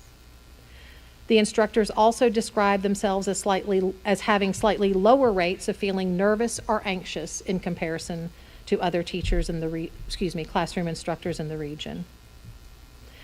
Our ratings were also higher for feeling respected by school administrators, understanding the rules for student behavior, and feeling safe at school. Where we matched that regional data was the classroom instructors' feeling about how students and adults show care for each other, prevalence of bullying, and student belongingness.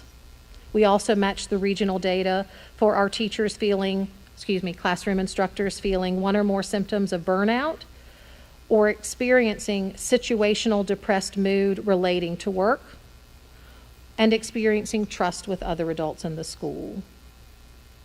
Areas where we performed slightly below the regional averages were global working conditions for teachers, overall student climate, immediate professional plans for continuing to teach at that current school, or to leave education for a non-education field.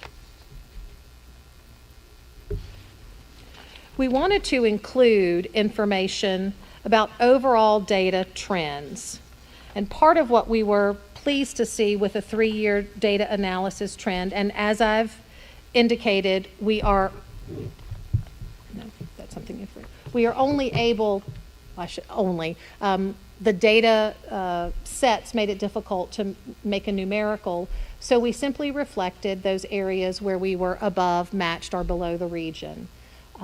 It's a celebration for me that as we look at this data, where our students are rating their school experience and the school climate and overall atmosphere to be above that of other regional counterparts has increased in the last 3 years.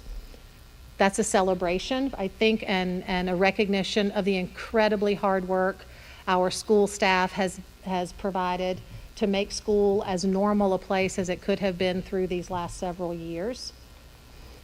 And then we have the instructional comparison. Now, while it is a much bigger piece of the green pie in that second illustration for 2021, we do want to recognize that that was also a very different teaching experience. Most of our classrooms were cohorted with about 10 to 12 learners per classroom, and that was the year many of our students were participating through a virtual setting, so overall class numbers were lower. But that's the comparison to the School Climate Survey, which is available on the Department of Education website for public review. Mr. Bill? So remind me again, where is this data collected? It's collected through the Virginia Center for Campus Safety, which is an outgrowth of the Department of Criminal Justice Services. But how do our students participate?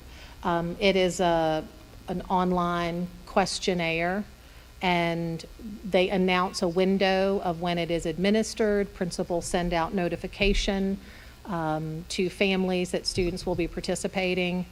Is it required? It's required that we participate. It's not required for an individual student to participate. Did you cover that in the presentation yes, sir. of what percentage of our students participated? Now, I We do have the number of students that participated at each school and the number of classroom instructors or staff. I do not have that with me, but we do have the number that participated. That wouldn't tell me how many students were at school that day without going a little bit deeper. But we, I'm interested to know what percentage of our overall students participated that were eligible to participate. And I'm wondering, are the questions leading questions as they're taking, and no disrespect to you, but when I'm going through that, I feel like I was watching a prescription medication commercial that says, if you're mad, if you're sad, if you're glad, if you're happy, you may need this. And then all of the things that were on the second page were the side effects. Because if you tell me I need it, I may start thinking I might need it. So I'm wondering how the questions are out there for the students. So really interested in what percentage of our students took it that were eligible or able to take it, what percentage. And then I'm really interested in some of the questions of, are they leading questions? in the report, it lists out the question. So it's not just a category, well, there are categories, but it will list the specific questions underneath. So you can see the prompt that the student read. And you said we are required to tell students about it, but they're not required to take it. Is That's that right? correct, sir. Are we pushing it from a school, or are we pushing it to say you need to take it? No, right. What's that? I'm sorry. They expect us to have an 80% participation rate. Who is they? The providers of the survey, the Department of Criminal Justice and the Virginia Center for Campus Safety. It's part of state statute. Yeah. So it's not a requirement that our students take it. It's part of the safety survey audit from state statute. It's It in the goes Code back- of Virginia, it- but Are we advertising it? As far as taking it, Mhm. yes, sir. Like the principals, we get it early in the fall. The principals send out a letter, and parents are able to review the survey prior. And we do try to get that 80% to meet code. Responses are anonymous. We don't know which student answered what question. We just see the totality of the students who participated, what are their perceptions of how they feel about their safety at school. And what does this data get us? The comparisons we just made, do our students feel safe? Do they feel like bullying is prevalent? Do they feel like people care about them? Do they care about one another? But what does the data get us? So we understand, but what is it tied to? Goal 2, safe, supportive learning environment. The children feel accepted, feel school's a safe place, the people care about them, they have people who they can rely on to offer them help. It's for monitoring our climate. It's a survey. So it's not tied to anything. It's a measure of Goal 2 of our strategic plan. How would we measure that people's perceptions of the climate of our school, that they feel safe? We would ask them. I don't know this because I'm not in the organization, but the safety audit and the information that's collected through the Virginia Center for Campus Safety focuses on several areas, and I think they are an active group for lobbying for effective change. A big component of the safety audit relates to school resource officers and school security officers, and how are we providing secure environments for students. So asking questions like, the school resource officer makes me feel safe at school, supports a school resource officer initiative. But there's certainly a group that works to influence policy and procedure in schools. So is it state supported or is it a lobbyist?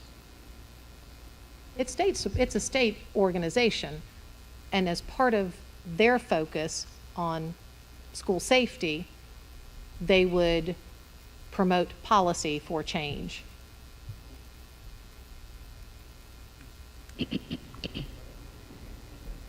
Else? Okay, thank you all very much. Moving on to 3.03, updates to elementary report cards. Dr. Bergen?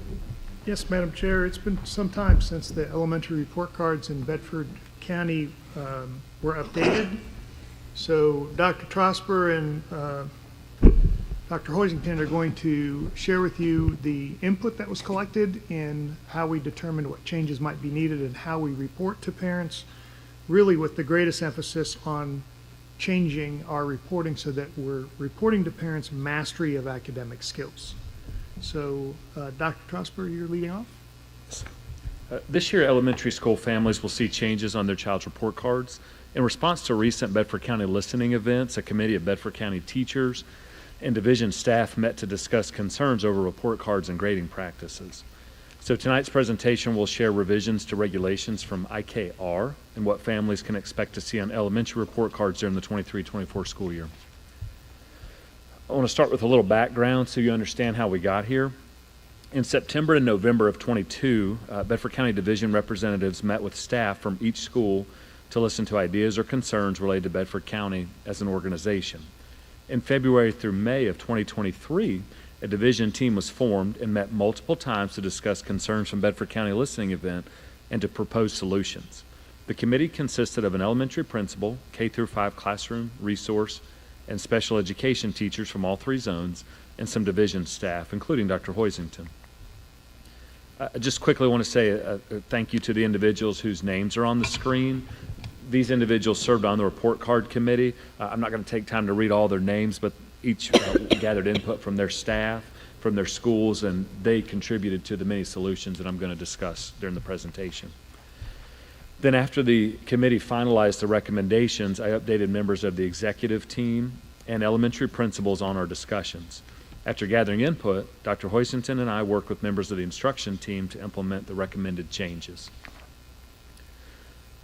So for the Bedford County listening event, there were four major concerns that the committee focused on. First was that many, as part of the listening event, shared that Bedford County interims and report cards did not align because they did not communicate the same information. We felt like that might be confusing for families. The second was that many of the standards on report cards were not aligned with the standards from the Department of Education curriculum framework. So in other words, report cards did not necessarily reflect learning of the standards that were being taught. Third, many staff members were concerned that opportunities to provide feedback about citizenship and behavior, as well as grades for resource, had been removed in recent years. And finally, the listening event showed that elementary schools were not implementing the standards-based grading scale for students in grades K through 2 consistently across the division. After reviewing concerns from the listening event, the team considered previous guidance from the division on effective grading practices and Bedford County policies and regulations. In addition, the team reviewed research and other literature that shared best practices for grading, and the goal of this literature review was to develop a set of key beliefs about grading. After spending time discussing findings, the team discussed beliefs that became the framework for our future discussions, and we agreed that any decision made moving forward would reflect a commitment to our stated beliefs about the purpose of grading. So the team developed the following beliefs about the purpose of grading. First of all, grades should communicate learning and not compliance. So what this means is that when a student receives a grade, it should not be based on non-academic factors like behavior, work completion, or anything else that does not necessarily show if a student is proficient in the content. Now, the committee did understand that student behavior is an important factor in determining if students learn the content, and student misbehavior, we believe, should be reported to families in real time. So this could be parent conferences, phone calls, notes home, any number of communication methods our teachers use. We just did not want feedback on behavior to wait until report cards go home at the end of every 9 weeks. But we, again, did believe that it was important to have some feedback on behavior and citizenship on report cards, so I will discuss how they address behavior in later slides. The next belief is that when assigning grades, consideration should be given to the process of learning, different learning styles, and different abilities of students. Students can demonstrate learning in different ways. Grades should not be fixed until the end of the school year. Students should be given attempts to learn and relearn until they master the content. Prior to assigning grades, students should receive specific and constructive feedback to grow and learn. Grades should communicate the why of learning so students see and understand the reason behind the grade. Every student needs different levels of support to succeed, and homework is for practice or it is simply not assigned. And so based on these beliefs, the committee began working on solutions to the stated concerns. Discussions revolved around these four themes. The first was discrepancies between the Department of Education standards and what was listed on report cards, so that what was reported to families more accurately reflects what has been taught. The team considered the current practice of standard-based grading in grades K through 2 and if it should continue. Ultimately, there was unanimous agreement that standards-based grading should remain as a part of our grading practices, but there was a need for greater consistency and implementation across the division.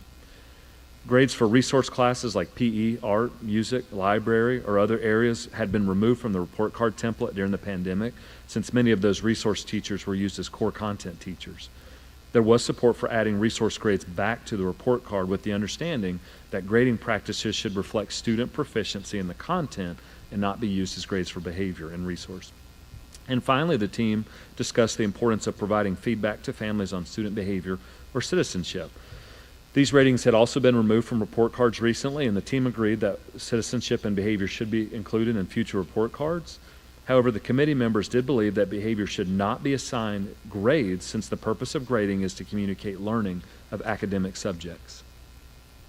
So as I shared, there was support for continuing the practice of standards-based grading, but the agreement was that the 1 through 4 scale that has been implemented previously was just inconsistent across the division, and it was necessary to make a change. So the conclusion was that it would be best practice to change the scale used to grade student performance. So you will notice that these standards also align with the ratings from progress reports at home with students with disabilities.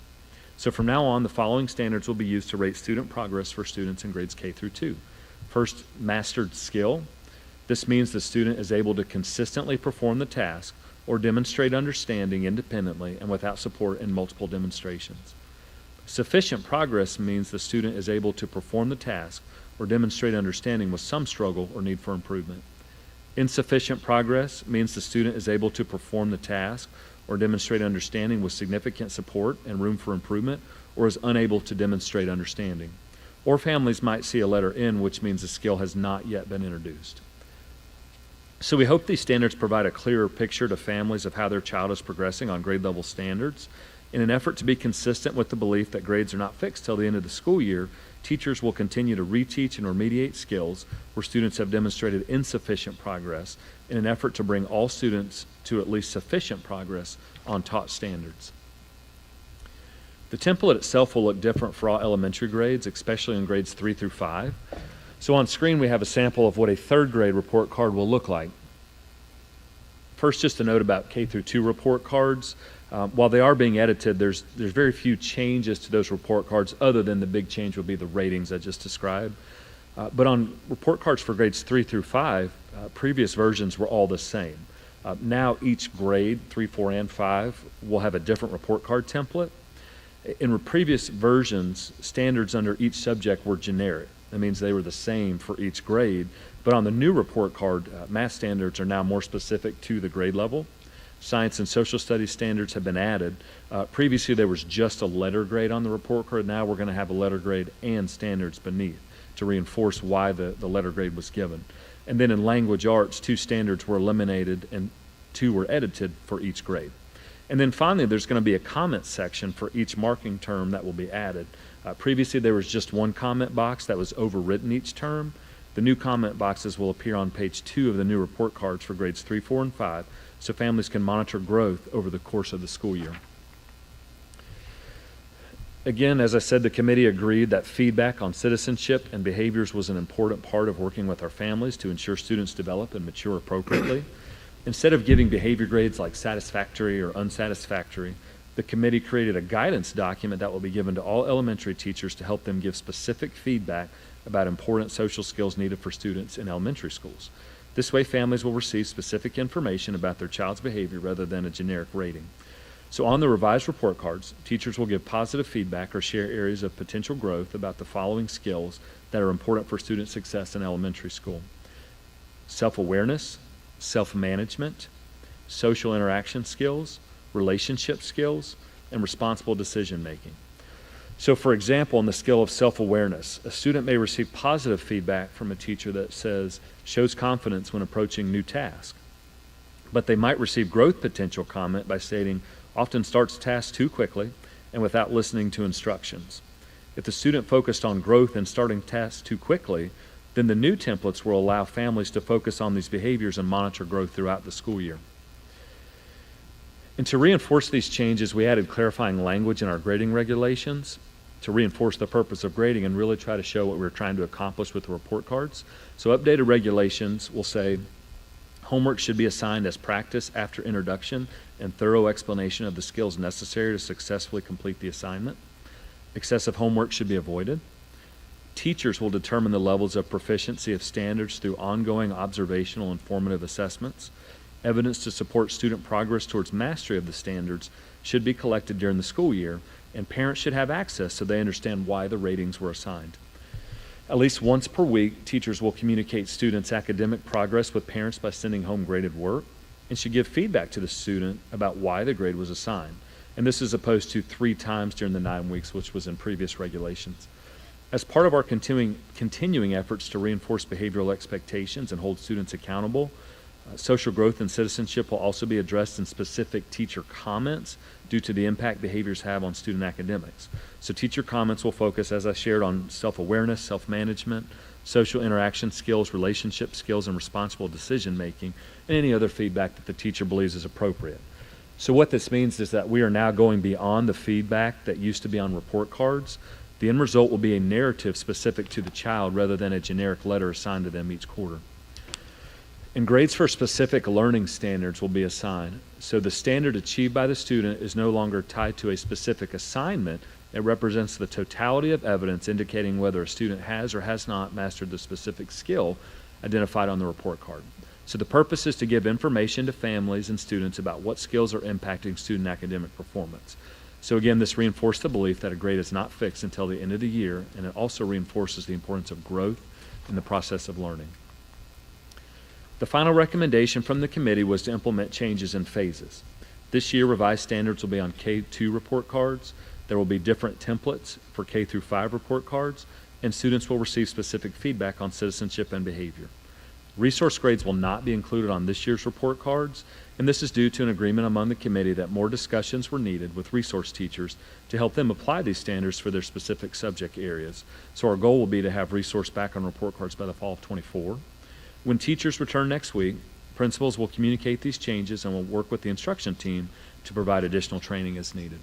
So at this time, Dr. Hoisington and I will be happy to answer any questions. So how was the committee selected? So once the listening event happened, I put out a memo to all teachers in Bedford County seeking volunteers. And once teachers volunteered, we chose from that list.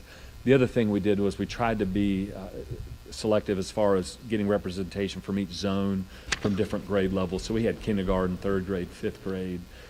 We also wanted to have some resource teachers on the committee, special education. We had even staff and some that represented as parents. So we wanted to be as represented as we can, but short answer is anyone who volunteered and was interested was on So it. did you have a good number of people who wanted to participate? I would say so. I don't remember the exact number. It's been a while, but it was a How fair many did amount we of have to interest. turn away? I'm sorry? How many did we turn away to say you can't be part of the committee? I'm going to say less than 10. And truly the reason for that was it might have been from the same school or might have been from the same grade, and we just had to make a decision so we didn't have as much repetition. And once you come up with the final product, did you take it back to all teachers to say, here's what we recommend, and what was their thoughts? So throughout the process, we were very clear that this was not a secret committee. I mean, this was something we wanted to be very transparent about. So we were very open with the committee members. We wanted them to go back to their schools and summarize the meetings, discuss what we've been talking about, make sure that the direction where we were headed was representative of what teachers wanted. And so it was really important to me that they got input from those teachers. And then as I shared, the final step was we met with the executive team, and then I met with the elementary principals to get their input. So we tried to get as much input as we could before coming up with these changes. So we didn't take it back to all of the elementary teachers and say, here's what we're doing. It was a consensus of the committee and then based on the school that they're at? Correct. And Okay. we tried to make the committee as representative of those teachers as we could. On slide 7, grades should not be fixed until the end of the school year. Students should be given repeated attempts to learn and relearn. What does that mean? So if a child in the first quarter shows that they're just weak in a specific skill, what's really important, and again, this is elementary, and it's really when we're thinking about these younger kids, it's our expectation that teachers continue to work with those students and try to remediate that skill. And so over the course of time, what we'd like to see, if the kid did not show sufficient progress, by the second, third, or fourth quarter, we want them to show that sufficient progress. So in other words, if the grade is low at the beginning or the standard assigned, we want students and parents to understand if you keep working, that's going to change at the end. But we're not going to go back and change what was reported first quarter, second quarter, third. No, the idea would be that you can watch growth. So first quarter will have a grade for that skill. Second quarter would have something assigned. It's like a report card. Yes. All right, so the data, if we're changing it now to the, the M mastered, sufficient, S insufficient progress, and not introduced, how are we going to compare data to the former scorecard versus the new way? Because we've already heard tonight data changes and then it gets mixed. So do we already have that where we can go back and say X percentage is M, which was the whatever it was before? We could, but one of the concerns about the previous scale 1 through 4 was that there was just a lot of confusion about what 4 meant. And in our previous regulations, it said 4 meant above standard. And some schools would say that's just like making an A. Some schools interpret that as meaning, it's like making an A, but you've got to go above and beyond that. And if so, what does that mean? Does that assign extra work? There was just a lot of confusion. So I don't think you can draw an equivalent with 4s and M's. So the data's changing. I'm not sure that we were collecting a whole lot of data on the numbers of 1 through 4 that were assigned K2. I mean, correct me if I'm wrong. When it comes to grades 3 all the way to 12th grade, the A's, the letter scale, that's not going to change. No, when we collected report card information from K1-2, when they were scoring 1 through 4, that is standards-based. That is not historic in our SIS, our student information system. We don't keep that year to year. That report card is printed and put in the CUME file, but that's all we do with that data. So did we get parent input on this? There were some parents on the committee, yes, sir. But the whole motivation for the committee was to be more transparent and more clear in our communication to families. I mean, that was part of our discussions. We wanted to make sure what we were doing actually communicated better to families how their kids were progressing. You said there were parents on the committee? Yeah, yes, sir. So it was more than the 11 people you've got listed on slide 3? No, that's it. And some of those are parents of children in Bedford County schools. Okay, so employees who are parents. Okay, there's a difference there. So I just want to make sure. Not saying they're not parents, but well, I'm just. I feel strongly as a parent as well as an employee. I understand what you're saying, but. Oh, I agree. Yeah. Okay. So I guess, and I'm not saying I disagree with, I'm just trying to understand the reason for change. So if I get a 4 or an M or a 3 or a whatever, a S, what's the difference? Well, I think that was the point because there was confusion about what that meant. When we did our listening event, there was multiple comments there, and as in my years in this position, I've gotten multiple questions. There was just a lack of understanding of what 1 through 4 meant. And what I think what the difference came down to was maybe a lack of understanding about standards-based versus traditional grading. A lot of people wanted to tie kind of a numerical equivalent between, let's say, a 4 and a scale of, let's say, an 85 to 100. Standards-based is meant to really look at the totality, and we look at the skills that students need to master to be successful on grade level standards. When you look at traditional grades, like a 10-point grading scale, it's really tied to a specific assignment, tied to specific averages, and a lot of times those numerical averages really impact the final grade. Now, there's meaning and value to that, especially as we get older and we start calculating GPAs and we're looking at college admissions for transcripts. But when we're talking about younger kids, we really focus on skills and growth and giving them the ability to be successful in later grades. So I think a lot of it came down to we wanted to be more qualitative or descriptive in how kids were doing so that not only teachers but families understood how their kids were progressing. What we hope is the verbal descriptions of standards rather than numerical is more clear in how kids are So there progressing. wasn't a connotation at the bottom that says a 4 means this? There was, at the bottom of the report card, there was a scale that said what a 4 was. But I think what Dr. Trosper was alluding to earlier is the confusion about what was a 4 above proficient. That's totally different from teacher to teacher what that means. A 3 was just satisfactory, and so what is that? And what does a child have to do to get above proficient? And that's where a lot of the confusion comes from with the 1 through 4. I think now that we move to the M, S, N, and I think that you will be able to see when a child masters a standard, and then when they don't. Do they need that extra help? Do they need more incentive to get that particular skill? So is this scorecard, is it just Bedford, or is this a scorecard that's being used or recommended from somewhere else? This is just Bedford. And I saw something on here about feelings. What does that mean? Can you? Has a broad use of feeling words, which help me understand how to help when needed.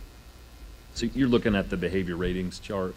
So the committee discussed those 5 behaviors, or the 5 themes, and essentially believe that if you narrow it down to those themes or those categories, those are some areas that students need to be proficient in if they're going to be successful in their behavior and their academics as they mature on into upper grades in middle school. And so those are just examples of feedback that teachers can give. If they want to customize that, then they can.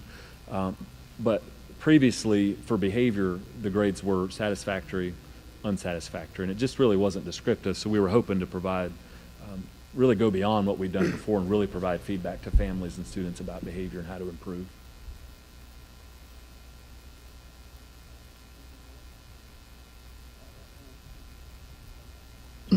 Yeah, I was just wondering what was wrong with A, B, C, D, and F.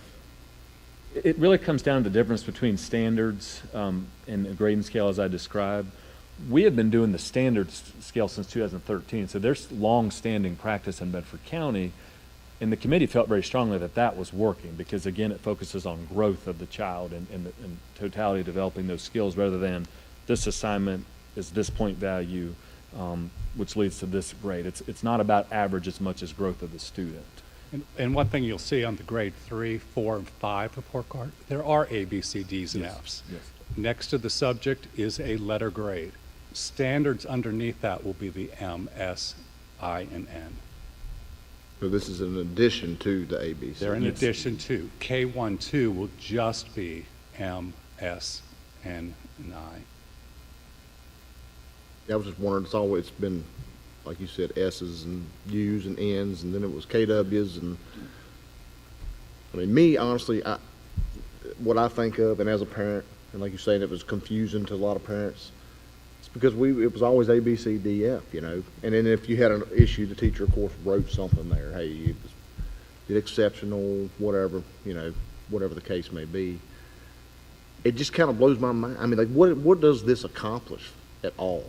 I mean, the amount of time and effort that is spent on worrying about what we're going to call the grade, to me, and I'm not trying to be insulting or anything, it's like, what does that accomplish for the student or the parent? Well, the discussions revolved around, almost every time we made a decision, it revolved around how can we better communicate student progress for families. So we had our parents in mind as we did this. Right. We just felt like this communicated more clearly, more specifically, so parents understood how their child was progressing in school. And as I said, we certainly don't want a teacher to wait until the end of the 9 weeks to communicate if there's a concern, but. Well, don't they still write in each report card? They do, yes, sir.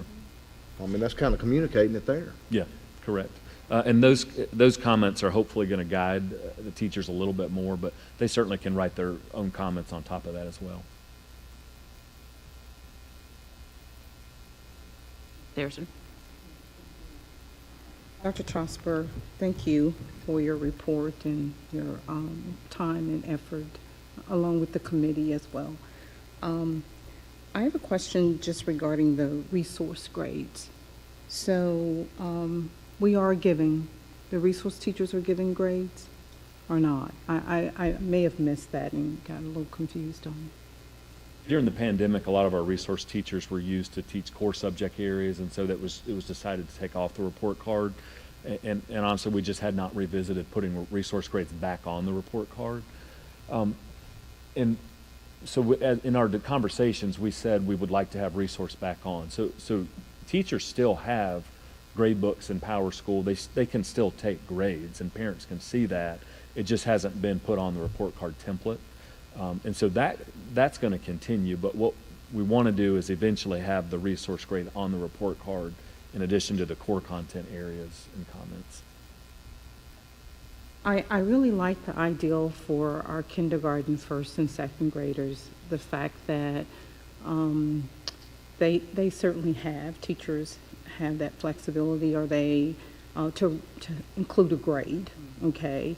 But also that mastery of skills, identifying those skills and where the students are as to whether they have mastered those skills, particularly in grades K, first and second, is so very, very important. So I applaud you and your team for including that and recognizing that that's very, very vital and important for our parents to see those skill sets as to whether they have mastered them or not and how they're progressing. So thank you.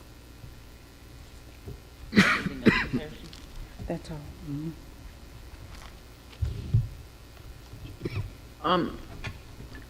How, with the standard scale, and I know we're getting away from the 1 to 4, and you said that this was unique to Bedford County, but how does this align with DOE?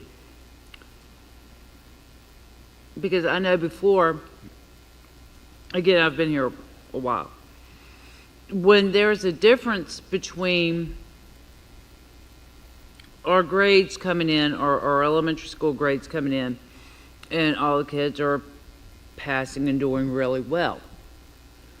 But then when we get the SOL scores and they're not well, people are in shock. So how is this scale going to be similar to the way that the SOLs are? Do you see where I'm trying to go with this? Really good question. And that was one of the concerns, was when standards change from the DOE, we had not often updated our report card template. So there was a lack of alignment. And so the instruction team went back and ensured that the standards that we have are aligned with the DOE standards. So this isn't something the standards that we've made up on our own. The ratings is unique to Bedford County as far as I know. But the substandards that go under the subject are based on the standards that are expected to be taught in Virginia schools. So then this is going to, like I said, I've seen the shock over the years when we get the reports that all the kids are doing well, they're passing, but then we get the SOLs and they're not so good. So these two are going to align better? That's the idea, and one of the terms we would use is backwards planning. So in other words, start with what you want students to know and then work from there. And if you align your instruction with that end goal, then you're going to have better results. So that is absolutely one of the motivations, was to better align what is being reported to families versus what's being taught. But there's the other part of it is that would be very concerning as a parent, as a teacher, as an administrator. If a student is, for example, making A's and B's and then they're failing the SOLs, that tells me there's a lack of alignment with the instruction. Maybe the rigor is not where it needs to be. That's not fair to the student. That's not fair to the parent, because it's ultimately communicating that they're fine, and then as it turns out, they're probably not. So that's something that we have had conversations with our principals about, is really keeping an eye on grades, looking at an alignment between the distribution of A's, B's, C's, and so on, and success on SOLs. And we do expect to have some data after the summer that will look at just that, to better align the grades we're assigning versus success on SOLs. And I'll add to what Dr. Trosper was saying. His team and I work together, his team of supervisors and I work together to review over 1,400 standards that the Department of Education has out. The standards that you see on the report card are only those that were selected to be on the report card. All the other standards are in the back end of the database and show up on our Power Teacher Pro grade books. They are assessed, they are tied to assignments, and teachers evaluate them. So that's the broader picture of how these standards kind of work to culminate and get a grade, whether it's the M, the S, the I, or the N. Only a fraction of those can fit on a piece of paper. So the supervisors and I worked towards, okay, what can we get? What are the most important standards to report to parents, even though all the standards are there? Okay, and I'm gonna echo something that Mr. Hill said when he was talking about the committee, and he asked if just parents on there. I agree with him. I see concern with having parents on there who are also educators. Because I'm sitting here and I'm hearing Dr. Mealy's uh-huhs to everything that's being said. But personally, I mean, I have put 2 kids through elementary school here in Bedford County, and I had absolutely no problem with the 1 to 4 scale. I had absolutely no problem with satisfactory and unsatisfactory. I understood point blank when the teacher's comment said my child talked too much. I understood that. I never needed the change. So again, I'm concerned because with that being said, I mean, I know your perspective is different from a situation than mine. So I wish you'd had more input from an average parent than one who was not, an average parent who's involved, but not with, see where I'm trying to go with this? And I will say that as a former elementary principal, I receive that feedback often. A lot of our principals receive that feedback as we don't know what 1 through 4 means. So a lot of the conversations we had with the administrators, with the teachers, was our parents do not understand what we're doing. So your experience is different from a lot of other parents. And so the motivation of the committee was to honor the idea of being more specific and more transparent with families so they better understand if their kids are learning. There was a lot of feedback in the years leading up to it. I understand what you're saying. Should we have put more parents on the committee? That's a fair evaluation. But I don't want you to think that we didn't have any feedback leading up to it. And I get that. And also too, again, I've brought 2 children through, and one thing I'm concerned about, the flexibility, it's almost like it's flexible here, how you're assessing and grading. And I remember coming through and with the flexibility and almost hand-holding coming through, that big leap from 5th grade and elementary school to 6th grade middle school independence, that's sharp. And if you're coming from this hand-holding and the way you're monitoring with the comments and all that to, okay, 6th grade, boom, you're supposed to be grown up now. I'm afraid that we're going to see a big shock, a bigger shock than what's there now, if we don't figure out how to toughen it up as it goes along. Okay. And Mr. Hill, you had something to say? Yeah, Dr. Bergen, I'm interested in what results you're hoping to see from this change and how you're going to measure those results. I don't know if you have an answer for that. Well, I was thinking, I appreciate the conversation. I was thinking back, Mr. Holbrook asked, what are we going to get out of all this? We all bring our own perspective here to the table. You know, I raised 2 boys too, and I remember going to a parent-teacher conference in 5th grade with one of my boys, and they said, oh, Jeremy's got all B's. Okay, what does he know and what does he not know? I mean, I know what the skills are in that grade level. So, you know, I'm looking at this report card here that we've given you an example. I mean, can he multiply and divide whole numbers? Does he understand fractions? Where's the breakdown? Is it in perimeter? Does he not understand patterns? Is it probability and outcome? Is it specific information? What has he mastered? where is he making progress and where is he not making any progress? I think this is, what am I hoping to get out of this, Mr. Hill? Transparency to parents about what does your child know and are able to do as we progress throughout the school year. So that parents can see my kid is learning the standards that they need to learn by the end of the year, and I can see the progress that they're making. And if they're not making progress, I'm going to initiate, well, I hope the teachers initiated and said, I'd like to meet with you and talk about, your son or your daughter's progress or lack of progress in mathematics or in science or whatever the particular area is. How are you measuring the results of the change that you're implementing?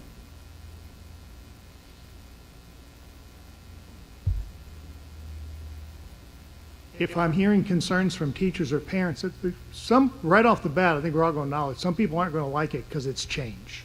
How long has it been since we changed the report? I'm not worried about a change. My question is, how are you measuring results? So I've told you and your team, my question is, how does it impact results? Because at the end of the year, I'm concerned about results. So Yes. by doing this, what is your intended result and how are you going to measure it? We can ask parents and teachers, as we implement this, do you feel that these changes have helped you to be better informed about your students' progress during the school year? Do you feel you have a better understanding of the standards that your child's teacher is responsible for and that your child has learned those standards? Have we communicated with you in an effective way? To measure it, I'd have to ask. Well, I'd agree with you. Because my kid's report card come and it has a list of, this, and that. But the point I was trying to make, I guess, is how long have y'all worked on this? How much time have you put on it, you think? The first meeting was in February. We finished in May. So, We finished that part in May. But yes, I just finished the report card. yeah, this week. and you were just talking about it's 1,400 standards and, a lot of stuff. It was a lot of summer work, too. Right, I'm sure. When it could have just stayed, whatever it was, A, B, C, D, 1, 2, 3, 4, whatever, and then you just check the boxes there. Well, and to be fair, that was kind of what they very do small amount of time discussing if we change the letters and number. Going back to the alignment question, we have got to align our instruction with what the standards call for us because that's what we're assessed on. Our report cards had not been updated. That was the main goal. That was where to most get of our time was spent. Yes, sir. Like Ms. Kirby was saying, where it looked like everything was good until the end, Yeah, or that's vice right. versa. So that was where most of our time has been spent, is to align where we ultimately assess. Okay, it wasn't on what are we going to call, this 1, 2, 3, 4 M KW. Yeah, we would have had to align the standards anyway, because the standards they hadn't been updated. So Okay. that work had to be done, and the teachers' discussion, because we've heard a lot over the last few years about that 1 to 4 grading scale is not easy to understand.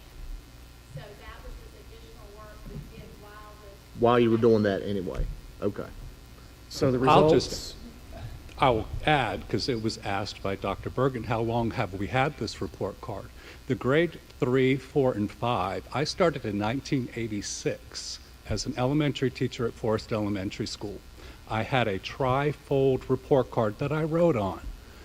All those standards that were under math, social studies, not social studies, math, language arts, reading, had not changed until this report card, until this change.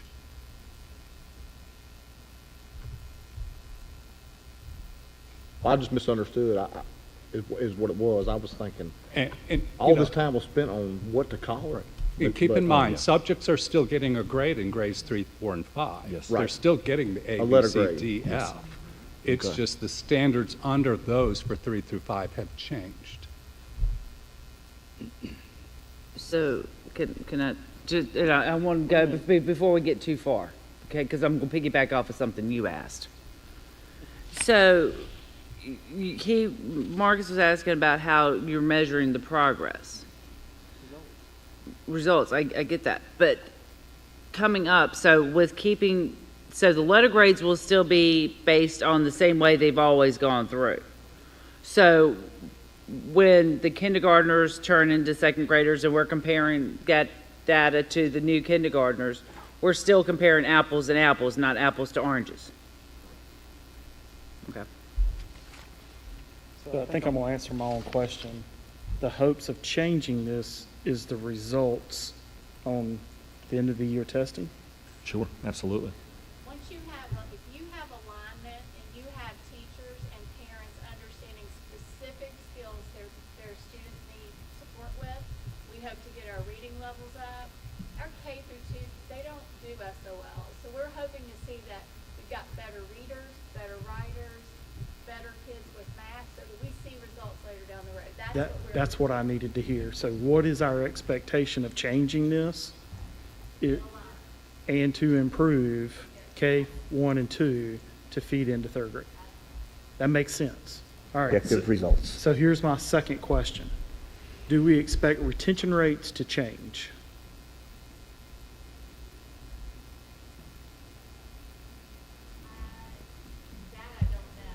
Wasn't really discussed in the committee. I don't know how that would. I'm going to be, what I hope to see is a difference in our reading assessments and our BKRP data.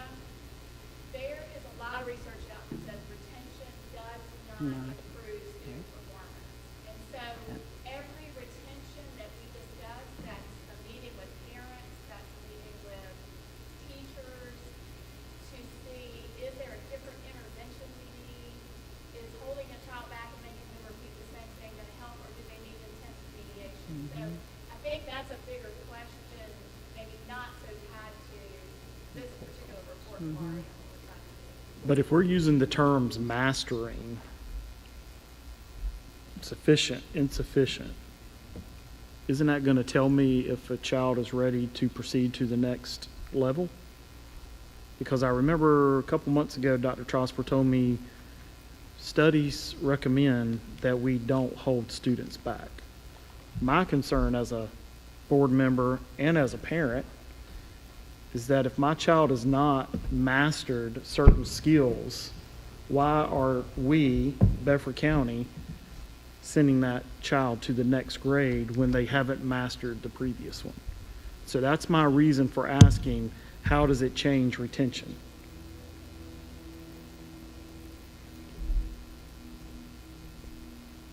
I don't know that I even can answer that question just on the spot.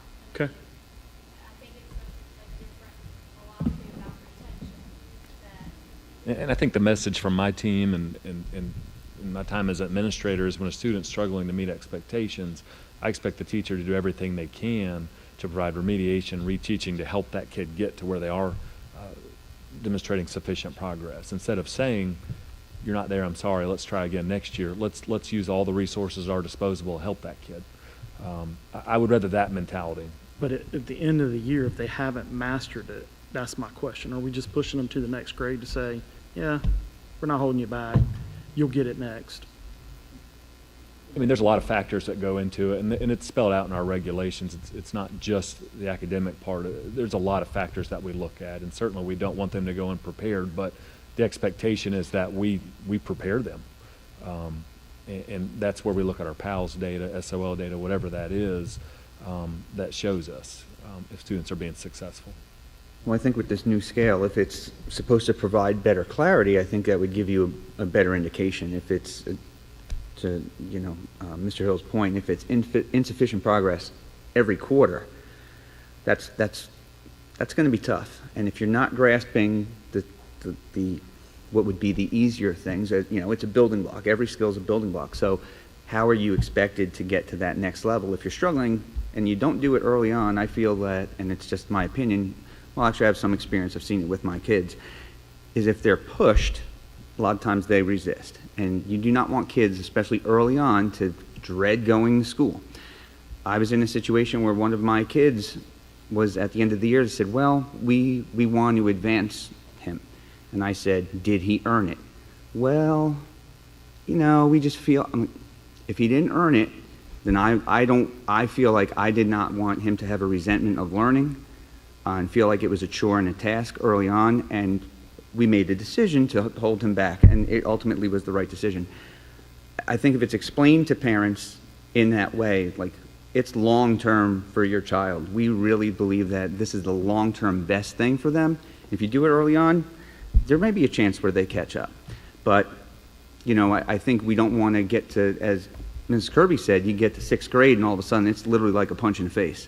And I think that that's just doing a big disservice to our kids. Sometimes some short-term pain, and I know it was really difficult as a parent to say, this is something that we need to do. It was a tough thing to actually hear. But ultimately, it ended up being the right thing for the child. So if we all have that in mind, then I do think that we will come to the right decision more often than not. So if this is designed to give us clarity, we may have to have some of those tough conversations. We may have to have them more often, but why are we doing it? We begin with the end in mind. We want these kids to be successful, and we have to, whatever that intervention is, we have to do it early, in my opinion. One more thing. When this is implemented and brought out, will parents be given the opportunity to, or to see the difference? Say if your child is in 3rd grade, okay, well then this is what this means. And if your child has this box checked, this is what you can do to help them.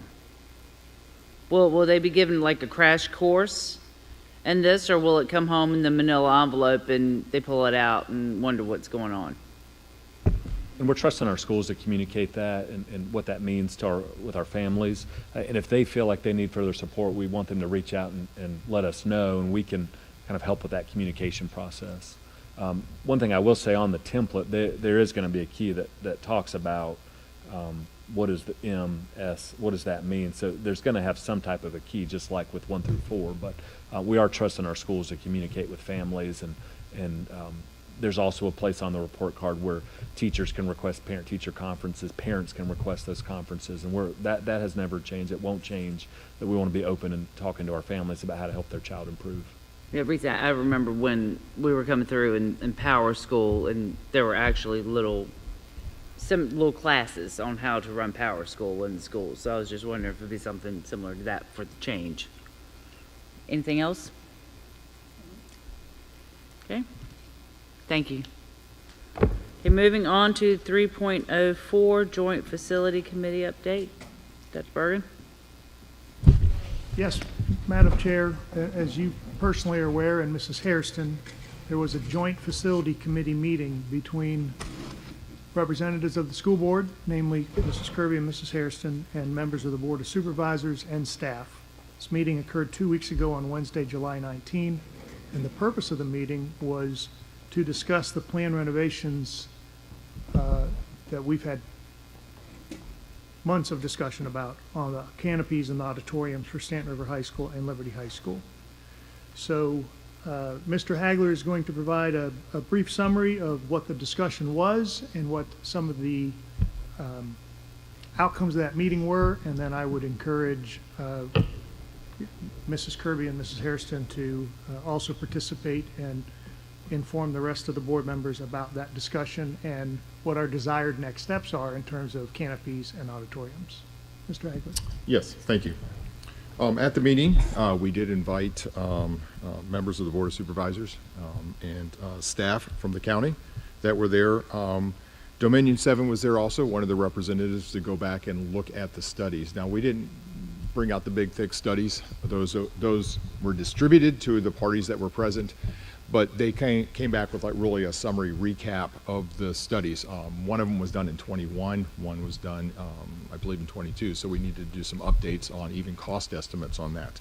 So we'd asked him to do that. He had a slide presentation and was going through some of the challenges in estimating and building in contingencies. So we went through that. There was a lot of discussion about, I think most of the discussion focused on the canopies. We really didn't get into the auditoriums. We got into it a little bit, but most of the discussion was on the canopies, option 1, 2, or 3, what would be best, different options on that, and what we could do. With that, there was, based upon 2, 3, 4 years of inflation, some estimated cost increases to what had been estimated before.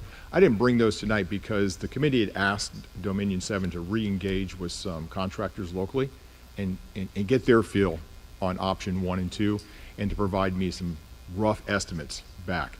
Now, these would be estimates not from a design or anything like that, just kind of looking at the grand scale of things. Option one was to put a membrane kind of back up on top of the existing concrete, and then deal with the water intrusion, deal with the drainage, and make sure that we're getting the water away from the walkways and into and away from the concrete down there. Option two was to build some kind of roof on the existing canopies without removal, kind of a T roof, maybe out of aluminum, and attach them to those, and then deal with the drainage of the water. Option three, which I think the board had kind of weighed in on before, was the removal and rebuilding entire canopies. So I think as discussion went around, the committee, the board members, and the board of supervisors asked for really cost estimates on option 1 and 2. So I've asked Dominion 7 to do that. I have not received those. They are engaging some contractors, not for official bids, but just some rough estimates that I can get back to the board, and I'll communicate those as soon as I have them, either through a Wednesday memo. It doesn't have to wait for a board meeting. So to give guidance of what we think those remediation or those two options would take. So there was a little bit of discussion on auditoriums, and I think everybody was focused on the canopies first and maybe separating, instead of going out as one bid projects, let's get the canopies done and then move on to the auditoriums. So that's where we stand right now. I am waiting for Dominion 7 to come back with those, and we'll communicate those as soon as I have those. I think I've summarized the meeting. There was a lot of discussion about different products. Some of it was getting way into the details from that standpoint of what product, how is it going to be done, and what we could do. But we're taking proactive approaches to move forward with this. And with that, Ms. Kirby, Ms. Harrison, if there's anything to add to that, it's just a broad summary of what happened in that meeting and where we're going from here, from the direction of that committee. I actually think that, Madam Chairman, unless you want to say something. Go ahead. before me. Okay. I'll piggyback off what you, that's the beauty of going last. Oh, all right. I can Okay. fill it, I can fill in the blanks, I think, All need. right, okay. Well, I actually think that Mr. Hagler has really spelled it out very clearly based on my observation and what I heard and questions that were asked and all. I think the Board of Supervisors certainly appear to support more of option 1 or 2. I think they would like for us to consider renovating those, repairing to some degree versus replacing them. So that's pretty much what I gathered, and I think at this point we all just need to just sort of wait until Dominion gives us the information that we need in terms of their estimates and things like that. Ideally, my own personal opinion is that you look at those canopies at both schools, and to me they look very unsafe. They look as if they need to be immediately replaced. But based on the comments, the input that was given to us by several people there who actually looked at them, they are of the opinion that repairing them would suffice, that they have good structure and framing is still there, that they need to be perhaps maybe, for lack of a better word, washed maybe or something like that, but that the structural piece of it is sound. I would think, and I'll say this, from Dominion 7, when they looked at it, I don't think they would have recommended option 1 if they didn't think the structures were sound and safe. They're rock solid. That's why they're so expensive to move. They are big and bulky and solid concrete that it's going to be a bear to remove. It's the long-term schools and what you want them to look like and what's best for the schools. And there is a big cost difference. I mean I think that's where the struggle. And Ms. Harrison, I think there were 3 Board of Supervisors present, and they showed reservations of going with option 3. I mean, Yes, I they think did. that's what it came down to. And so that's why the board members present and the board of supervisors asked me to get some more estimates from Dominion 7 on options 1 and 2. And, well, yeah, let me get here. And to kind of piggyback off of what you said as far as the structural sounding of the current canopies that are there, Mr. Davis was very much in favor of sandblasting the current ones, putting the membrane on top, saying that a lot of the damage was caused by stopped up drainage. The pipes coming out that were stopped up and the drain field where they possibly go. And the potential of adding a few more drain lines to them, and they should be fine. Mr. Scott was in favor of the addition of the roofs with the separate drainage there. Walking out, I've spent very much time at the school lately, at Liberty. And yes, I understand that people have gotten up there and they are sound. I am very much a traditionalist. I do like the idea of keeping the original appearance. However, I do know that is outdated. I do know that we do need to be wise with any money that we spend. But there is a world of difference because Liberty's got all the original canopies all along the way, but from the cafeteria up to the office, those are the new canopies and are a lot newer, at least within the last couple of decades. And there are no middle columns, and it does make a world of difference. Walking through that, you can really see the difference that it does make. But with that being said, also too, it was mentioned during that meeting that it was almost my perception, now correct me if I'm wrong, but it was almost like that, okay, we will be willing to give you this amount of money for your top 5 CIPs, so don't overspend on the first one because you could jeopardize another one later on down the line.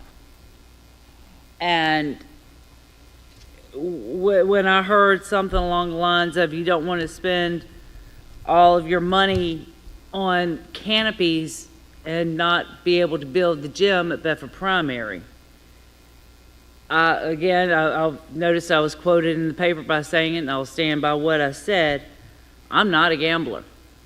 And I don't want to risk putting the gym on Bedford Primary or the bus garage or anything else that the auditoriums, anything else that we got to do to put up new canopies when what we have can be structurally sound, cleaned up a lot, and made to look better.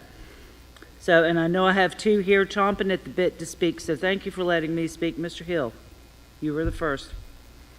So where are we on getting the architect to move forward on the replacement of awnings and sidewalks that this board agreed to for Liberty High School and Stanton River High School?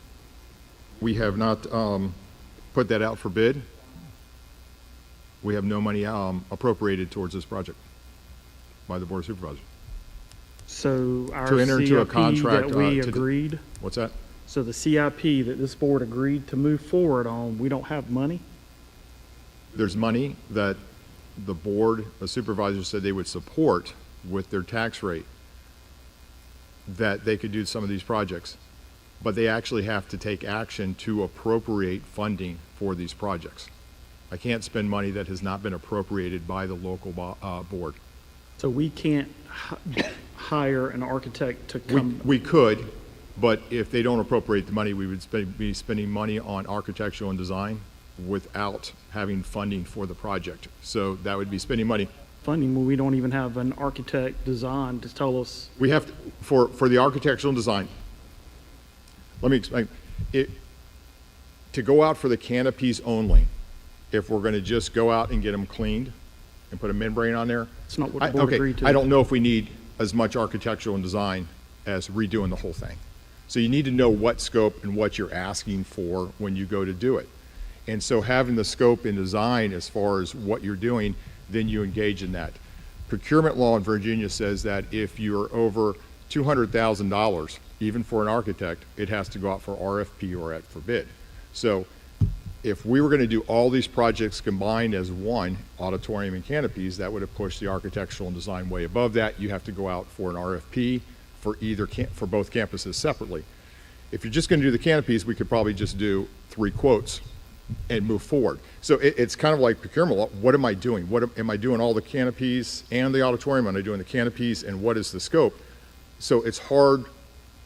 I know this board said to do that, but there was no appropriate money. And then we said we wanted to have this joint meeting with the Board of Supervisors because they're appropriating body. So yes, could we use current local money in that ending balance of the maintenance fund to engage architects to do something? Yes, you would pay them, but if they don't appropriate the money to do the project, then we paid somebody to design something, and it's going to sit there and not be any good if we don't have the appropriate money to do the whole project.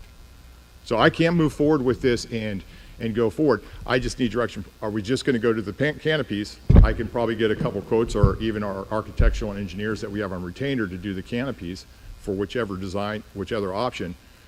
But if we were going to do them together as one, and it's a much bigger project, and it's a different procurement process for architectural and engineering. So am I missing something? I thought the board had agreed, this board had agreed that we were moving forward with sidewalks and awnings and the theater or auditoriums for Liberty High School and Stanton River High School. We did agree as a board that those were areas, okay, that we wanted to certainly take care of. We agreed that they were areas that needed attention, and we as a board agreed that we needed to move forward. But in moving forward on it, we also know that we have to have the funding, and the funding has to come from our Board of Supervisors. And what they have told us at the joint meeting that we had with them is they felt that the awnings, there was a lot of discussions about the awnings, and for them, the awnings just needed some repairs. They felt that it was a sound structure, and what we really needed to do was to consider just repairing them.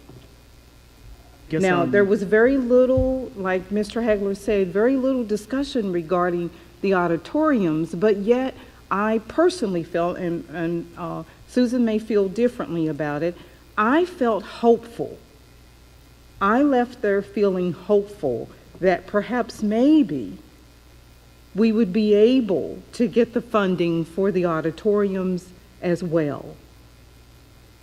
And I do believe we will, to piggyback off, and please, if I'm interrupting you, please let me know. No.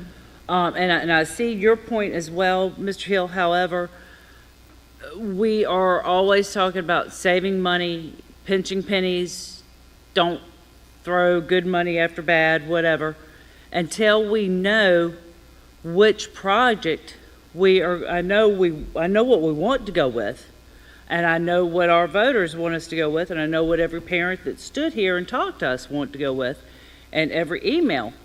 However, if we don't get the funding for it, and then we go out and pay an architect X amount of dollars to go ahead with 3, and then the supervisors come back and tell us, no, we're only going to give you money for option 2, that's wasted money, because then we're going to have to go back to the drawing board and get another architect for option 2. Or is it? Well, I think it's wasted money, period. I mean, what are we designing? You're ripping the crap out, throwing it in the dump, and you're putting awnings up. I do free estimates every day. I'm a Class A contractor, no different than these other people. They would give you a free estimate.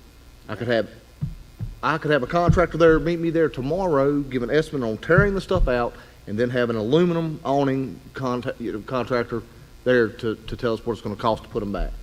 And we're putting some conduit in the ground, because we're not just replacing the awnings, and they are structurally sound, 100%. And they just need some work. But guess what? The work didn't get done, and that's why they look like crap. And it's never going to get done. It's not going to continue to get done. You know, the sidewalks are cracked. They don't know where the drains even go to, the ones that do work, and the rest of them are clogged. They're undersized. You know, you got unlevel sidewalks, you know, tilted, cracked, all this stuff everywhere. It's not just those awnings. Stuff's been going on a long time.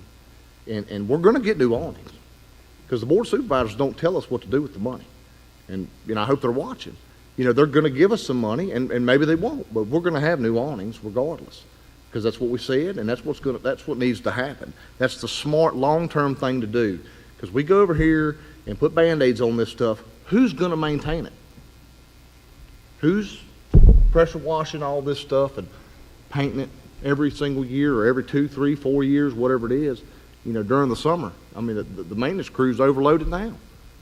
They can't even get, I mean, like the lady said, the parking lot at Stanton River looks like a daggone ghost town. I mean, it's mud in the parking lot and weeds, grasshopper weeds, ain't even no grass up there. Looks like crap. I mean, there's no lines painted there.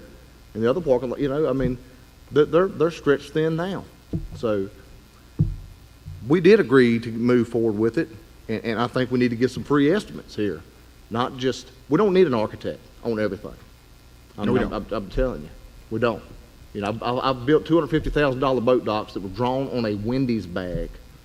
And I know we're dealing with the government regulations and stuff here, but that's kind of why this whole thing's in the shape it's in, is because of all this red tape crap. And you know, it is aggravating to me to sit here and listen to this stuff.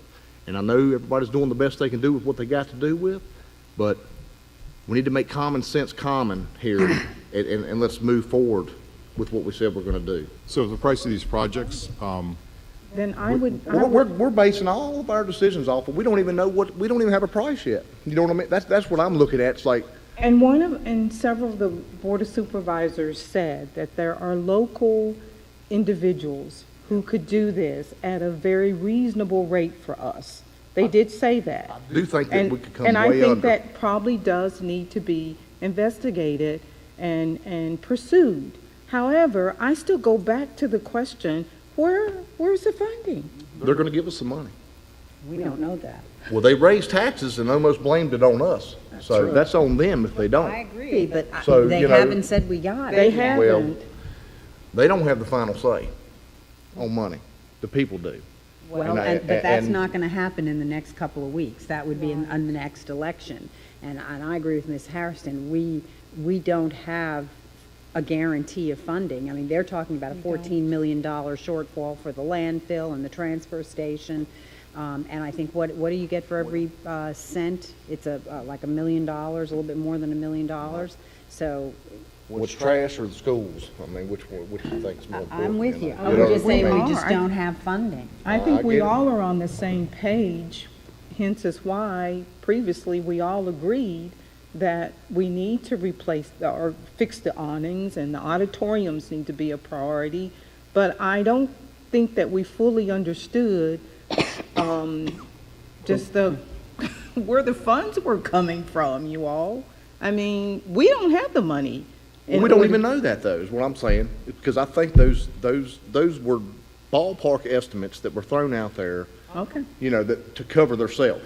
They were inflated to begin with. well, I mean, I to think be we can fair get- for somebody that comes in and looks at the auditorium, they're not going to do detailed drawings. That's right. So they're going, yeah, I think, that's what the study was, to give an estimate to the board, and they're going to go, I think this, and this, but they're putting a large contingency in there. That's right. Because they haven't, so what they want to do is make sure you don't make a decision and it come in way over. So they're putting a big contingency to Cover say, themselves. this may be worst case scenario. So yes, when you go out for bid and you design it, with the canopies, can we put a bid document out for specifically what we want? So you're comparing apples to apples, because that's the procurement law, and say, because it's going to come over $200,000, so you have to do that. You got to put a bid document together and say, this is the kind of material, we want it removed, we want all the concrete repaired.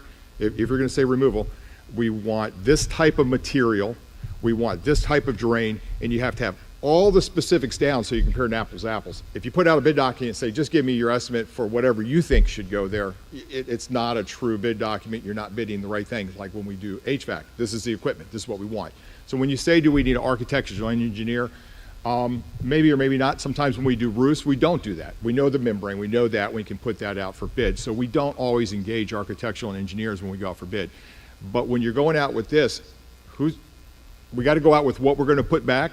What are the contingencies for the drainage and pipes and everything like that, and the removal? We might be able to come close. I don't think it's good, for the canopies, I think we can do a little bit better for getting that bid document, and we can put that out. If the board directs me to, we'll get that bid document ready as soon as possible. Then everybody's going to come in and they're going to give me their price to do that. Anybody locally, not locally, from anywhere in Virginia can put that as, because I advertise it all over Virginia. And then we've got true estimates for doing that. I just need to be specific, so somebody doesn't say, I'm bringing fiberglass and I'm bringing aluminum, I'm bringing wood, and then we're trying to dissect and compare those. So I have to be fair in the procurement process. I can move forward with that if the board wants. I just want to know if it's build on top, put a membrane, or tear it down and replace. Our board voted on that, so I can move forward with that if that's the will of the board. Can I ask a question? And I have two over here chomping at the bit. Just to let everyone know what kind of numbers we're talking about. One of you two help me clarify. Was it $9 million for both canopies or for one school? It was both. It was both. $9 million. So we're talking $9 million. Now, when you did say the contingency, I do remember point blank, he said that there was a 25% contingency built in there. So I just wanted to put the numbers out so people would understand what kind of numbers we're talking about, because I've heard that we are the Thursday night entertainment every month in Bedford. So I want everyone to know what we're talking about. He did give an example, and just for the board members that weren't there, when you're at conceptual design where we are right now, you come up with an estimate. Then you right before you go out for bid, you have architects and engineering, you got your design, you're ready to go out for bid. They do what do we think this project's going to come in, and then you get your bids in. They gave, I don't have the exact dollars in front of me, but Amherst was working on an auditorium down there. I think maybe a total replacement, I'm not 100% sure. High level, conceptual, $13 million estimate. Pre-bid, $18 million. The bids came in at 31, lowest bid. So that's over a two and a half year period. There's just how many contractors bid, what's the materials, how bad do they want the job? So the more complicated, the more you need architects and engineers. So I'll move forward the way this board wants to. I will say that before anybody, even a board member or me as agent of the board, an architectural engineer to do this work or us to get the bid ready, get it out on the street and get a bid back is one thing. To sign the contract for somebody to do the work without the funding, I can't do. Yeah. Right. I mean, that's where the rubber meets the road. I've got to have committed funding. So could you take from existing CIP funds if it's reasonable and use that without the Board of Supervisors giving that to us? Yes, but I think their commitment was to give us the funding for these things from that tax rate, because that other funding we have set aside is, we got $5 million HVAC projects coming up at Liberty High School and Sand River High School. I mean, those HVACs need to be done. So we're building those reserves to do that. So if you go do the canopies and say, oh, we can just do it on our own, they'll say, okay, do it on your own, we won't give you the money. We do need that money that we're building up for future big projects that are coming down the pike. This is commitment, so I'll go, if the board directs me, we'll move forward as fast as we can in either direction. Okay, so. Oh, I've already said, I'm ready to move forward. I mean, so. James? I apologize, I was unable to be at that meeting. I was away out of state for work. When you're talking about moving water, doesn't that usually require an engineer? They need to look at the pipes, the size. I think that's part of the problem. How many downspouts do we have? And then what's in the ground, getting that water away from the school. And away from all the concrete. There is unknowns underneath there. Sure, and I appreciate, trying to save money. I think every family does that. I think that we should be good stewards of the money, and I think that's what we're trying to do. But we do not want to be penny wise and dollar stupid.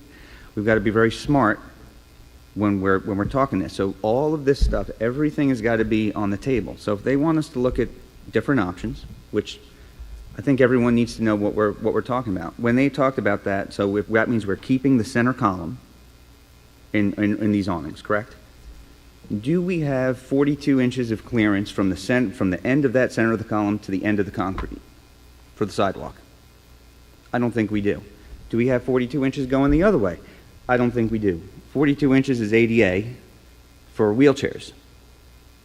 So is that in what they want us to get an estimate for? Because if not, we are putting, let's say we got 2 feet or even 3 feet. We still got to put another 6 to 12 inches of concrete on either side, the entire length around every awning that we have. Then on top of that, are the awnings big enough from where we are? Or is that now going to be something that is now not covered? It's exposed to the elements. Was that thought of?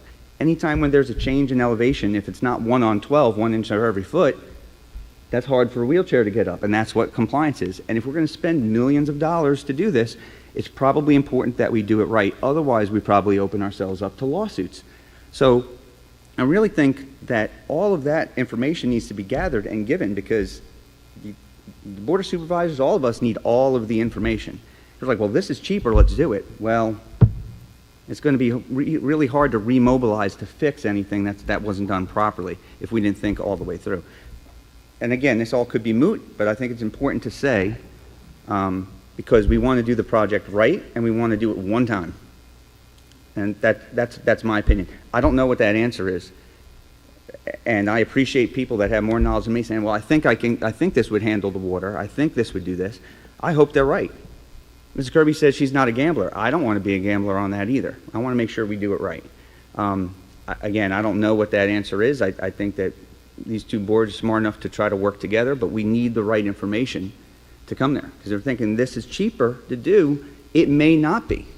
And I think that's the important distinction that we need to all understand. So that's where I'm at on it. What, when Mr. Holbrook was just talking about free estimates, It's kind of what Dominion 7's working on. If I can say that, they're talking to contractors. How long would it take? I mean, they work together with contractors all over the area. So it's not a committed price. It's not a firm price at all. But they're going to them and saying, this is what we heard. They were at the meeting. What are you thinking? And that's what they're going to get back to me. And it could come in lower, it could come in higher than that. I mean, it's at a moment in time where a contractor's saying, this is what we think. And they're going to say, yeah, but we don't know what the water situation and what the pipes under the ground look like. We might have a problem there. So they might throw a contingency in on that. I don't know. But that's what I've asked them to do, to get what are they seeing on the street right now, and that's what they're gathering right now. So that's what we've asked for on option 1 and 2. Option 3, that's not what that joint committee asked me to look into that night. But with that, I think, speaking to Mr. Daniels' point, if you rip those canopies out, you're probably replacing almost all the concrete walkways anyway. It's going to rip all that stuff up. Not to mention all the cabling that needs to be buried to begin with. That's at Stanton River High School. We're going to take care of that on a separate project. We need to get that in conduit, under the ground, and off the canopies anyway, and identify which ones we need and don't need. And we'll take care of that with Barry Sexton and the IT department as soon as we can. So it's just a canopy issue. So, in regards to, I imagine the study, Mr. Daniels, I don't have it in front of me, would speak to, what are the dimensions? Do you have that clearance or not? Because the newer ones that are down the side and there's nothing down the middle, you're fine. And that's the concern. So I just want to make sure that if they're doing these free estimates, Dominion 7, I just want to make sure that that is included in that number. What do they have to do to make them ADA compliant? Because I'm pretty sure that they have to be. And when I speak to them, if option 1 and 2 are not ADA compliant, then I'll give you the information they give back to me, and I'll put that in my memo to you all and speak to that and saying, okay, if you do option 1 and 2, it does not bring us up to ADA compliance, which based upon the renovation we're doing, maybe we don't have to come up to that, but for long term, if you want to do it right, maybe that's an option. You're going, well, I don't like that option because it doesn't get us there. Let's do it. But at least I'll give the board that information back so you have that information. well, can we get them to also look at option 3 to see what we could do about getting that number down? I mean, they're just, it's a talking phase. I think what was asked at the committee, like, what Dominion said when was saying is, it won't be any more than that. It could very well be less, but they're wanting to paint a picture before you launch and do something and not have that sticker shock. So this is a consultant that did a study for us that's saying that, but I imagine in Amherst, they've got sticker shock. And something was way off there, and I'm not blaming them or whoever did that. It's just the times that inflation and shortages and everybody doing projects and stuff, some of these bids are coming in way out of whack. They are. Our HVACs came in way higher than they were 2 or 3 years ago. It was sticker shock on those. We still went forward with that with COVID money and got them done, but they were a lot higher in that sticker shock. Will things start coming back down later? I mean, I don't know on that, but we can try to get that, but what they gave in those estimates at that joint committee, plan on this, hope it comes in better. So is it 9 million? Maybe it comes in at 7. Yay, we come in lower, But they're saying worst case from what they're seeing at a high level with probably a 25% contingency for unknowns is they were confident it wouldn't come in more than that. And that's what they stated at that meeting. So I'm just passing on the information from our consultants that are in the industry and design these things and passing that on to everyone. I still think those numbers, I think $9 million is high, and I understand why. But, and I understand the concept of shooting high, hoping for low. I understand that. But I still think that we can't get support if we're not talking logic. Because, I mean, $9 million for canopies at Stanton River, and if I told you that because of your experience with construction. Well, that's why I'm saying what Yeah. I'm saying, because that's BS. Yeah. That's not $9 million. I'm So telling you right now, I mean, they'd be golden on But, this for $9 million. but if someone told you it was $9 million, where do you think your bid would come in at? Well, I know this. I mean, believe me, if I were on this board, I'd be up here bidding on this junk. I mean, this is a daggone joke. It really is. I mean, I hate to say it. I know you got to do it. I get it. Hands are tied, but I just want people to know it's a joke. It's an absolute joke. I mean, you ever seen the studies that, $900 toilets at the White House? I mean, that's real stuff. I mean, that's just what goes on here. I mean, how much would an architectural drawing, you're talking about 200,000? Don't we have a drafting department at BSTC or whatever, at Susie G? Or we used to, or they're not no more? But, I mean, when I say above 200,000, I was combining, I was thinking that's with the auditoriums too. I mean, there's a lot that goes into that, It's just. I still think we need to look at those numbers, because, I mean, if we want to look at a factual report, we need to see we need to get them to look at those numbers again also. Do you agree, Ms. Harrison? I mean, if we're going as far as doing option 1 and 2, what's the big deal of throwing in a third?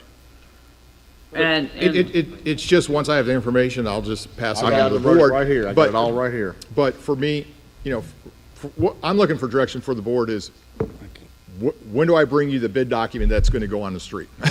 And am I going to use an architect to get that ready, or are you directing us to do that internally? Where do I have to go forward with this procurement? When do you want that? If you want that for the September meeting where I'm bringing a bid document that's going to go out on the street for a specific option, I'll work to get that, and then we put it out on the street at the next meeting. Then you've got to wait so many days, get it in, analyze it, and then bring it back to the board for approval. For instance, if I come to the board in September, you okay that bid to go out, that's our procurement policy. That bid goes out, then you would vote on accepting the lowest bid in October. If you got Can that. I get the art?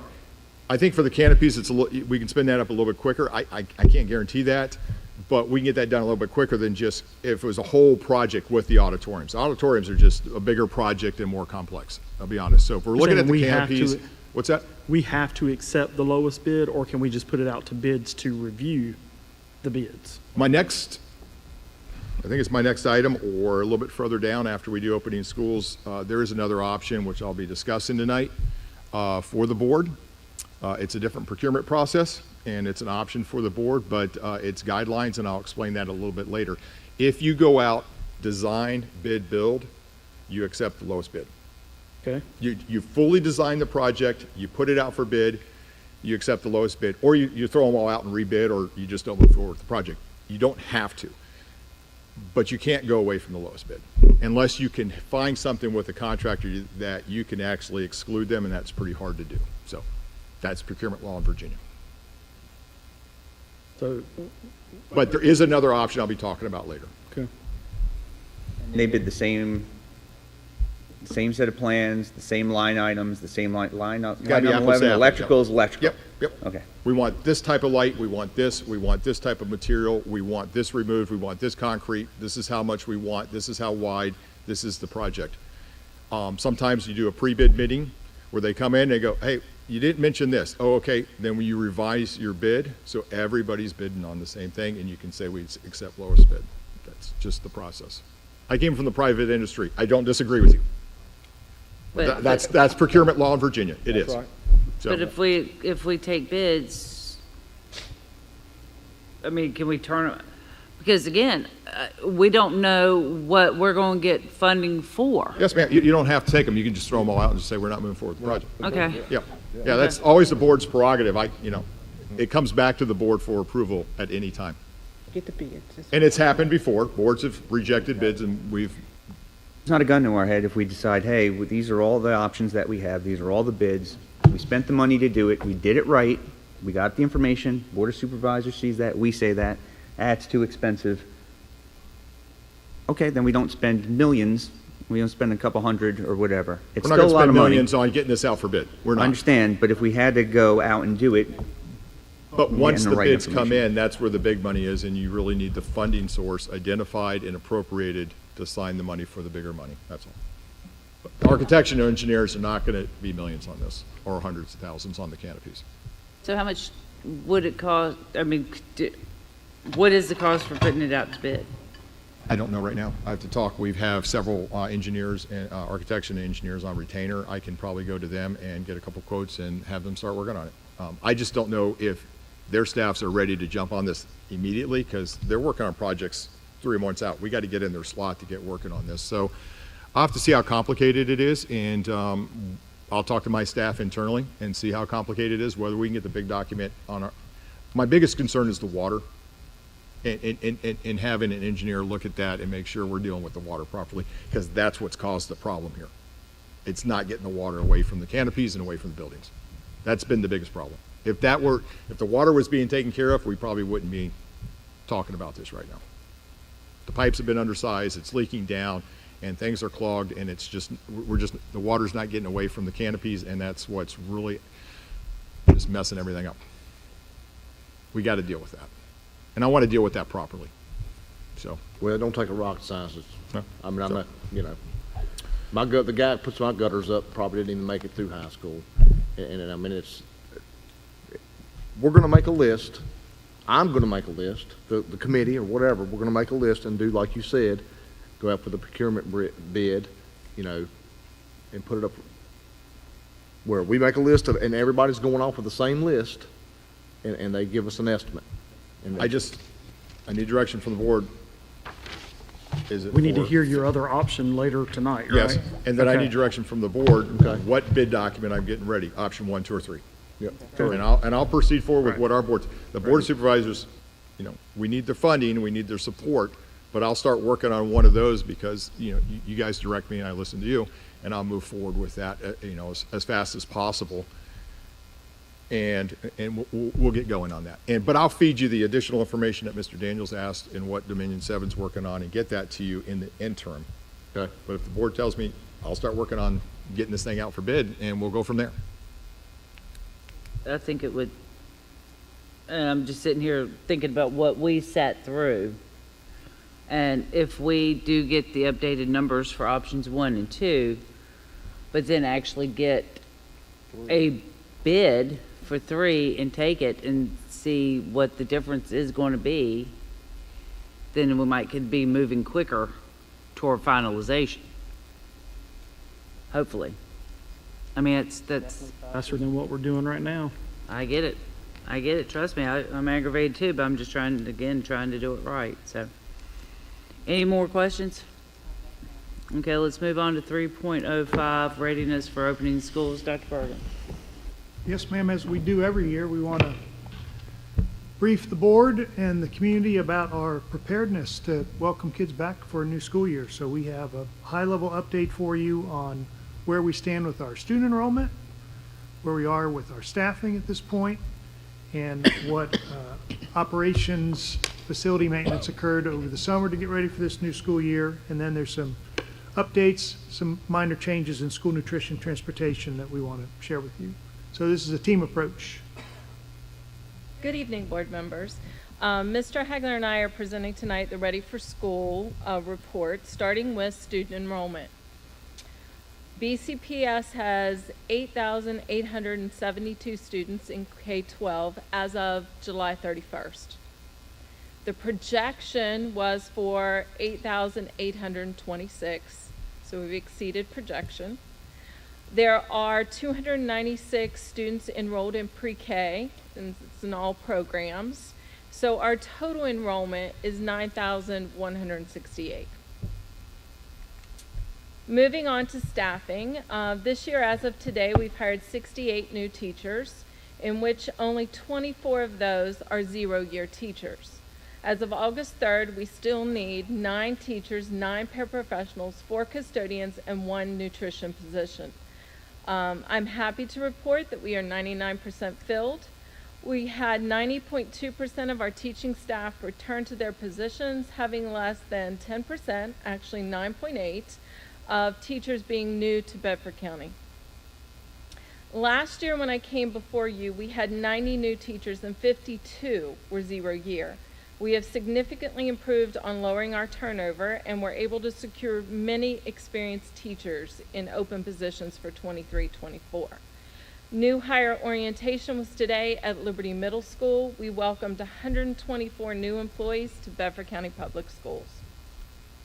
I want to thank the HR team for their hard work in finding and hiring employees to fill over the summer. And we will continue to work diligently to fill all of the open positions in the next week. I'm going to speak about nutrition and the other operational departments. The focus going into the FY 23-24 year will be on creating of different meal options for the students. Actually, there was a new hire in the department to really focus on that and to offer different meal options out for the kids and see if we can get participation up. So that will be the focus for next year, and they're already working on that. The biggest thing over the summer is we're converting to a new computer system for our nutrition department that will be all-encompassing. There's some things that the older system just didn't do. This will include having our menu listing on that system, and the point of service in the front, and so it'll be a much more robust system, all-encompassing in that. So we're very pleased with that, but with any change in the new system, it comes with bumps, and hopefully we get off to a good start. It will require parents to change if they are paying for their meals to switch to a new program. That'll be communicated out by the schools and to parents on that. All the money from their existing accounts have already been transferred over to the new program. So that was done behind the scenes and taken care of. So if a parent had a balance on the old system, it will be going to the new system. Old system was My School Bucks. The new system is called Titan. We did quite a bit of equipment installation over last year and over the summer. Even the entire serving lines in several schools have been entirely replaced, and some alterations done in some of our buildings to make it more accessible to students and getting kids through the line. Happy to report we're going to have Homestead Creamery as our milk distributor for next year. So we'll be switching over to them. They're very excited to be doing that. All the milk will be done through dispensers rather than in cartons. I know that's kind of, some people are a little bit worried about that, but actually the cartons, when they sit and dealing with those and opening those, this will be the milk will taste better and be a lot fresher. We did most of the schools last year. We got a couple more schools that will start off this year for the first time. So happy to report that on the nutrition point. Transportation. Thank you, Mrs. Kirby, for all these advertising. I just have to credit my transportation staff. They've worked very hard at the end of last year and over the summer. We started looking at efficiencies in the transportation department, how many kids are on each bus, and the ridership, how long were the runs, and what could we do. They've been rerouting everything this summer, and as of right now, we're hoping to get all the routes out by tomorrow to our drivers and start communicating that. That's probably a lot sooner than we did last year, so that's a very big accomplishment. As of talking to my staff, kids are still coming in, but we think we have all the routes staffed at this point. I mean, where's the applause? Where's the, fanfare? Yeah, I tell you. We still need substitutes. So we still don't have the capacity of substitutes to come in if somebody calls in sick or can't be there. We're working on that. We have some interviews coming on, but just having all the routes staffed, we were probably down 11 or 12 last year. So I'm very pleased with the transportation staff and what they've accomplished. With that, in looking at efficiencies, we were able to move 15 drivers that were part-time to full-time, and they get benefits now. So they're willing to pick up other routes and drop off and do other routes. So they're very happy. The bus drivers' morale, I think, is up tremendously because of commitments to getting as many to 100% with benefits as we could. And we've purchased 12 new buses. Those will not come in until November. We have some of those little smaller white buses. We painted them yellow so we can go pick up kids. And we are going to start converting our fleet. All the special ed buses come with air conditioning. We're going to start ordering our longer buses with air conditioning going forward. The biggest complaint about any bus driver working in the summer is they're dying in those things. So we're going to start reconfiguring our fleet. It'll take years to do. But with the newer buses that are longer buses coming in this year, they'll come in with AC units. So I think that was the biggest applause I got from the bus drivers at their in-service meeting the other day. Going to facilities, the HVAC updates. The biggest projects going on this summer were TJ and Goodview. 3 weeks ago, we had concerns, but Charles Santor has been overseeing those projects. We're pushing the manufacturers to get up and start up the cooling towers, 4 days sooner than they wanted to, and to move that along. Each school had about 105, 110 individual units to fire up off those cooling towers. It was a monumental task, but over the summer, TJ and Goodview will be up and operational for the start of school, and even next week for teachers coming back. I mean, it's phenomenal that that's going to be done. They will still be working on the programming. That'll probably take another month and a half to get everything just right. So, but they're up and running. The heating loop at Santa River High School is completed and done. So we finished that project. New flooring in the office at Manita. Playground mulch at every single elementary has been delivered. I think with the rain today, it might have postponed getting it all spread out, but that's all going to be done here probably by tomorrow. And all new mulch in all those playgrounds to protect the kids. And the main water line replacement at Gibson was done. I didn't put every single ticket. These were the bigger projects.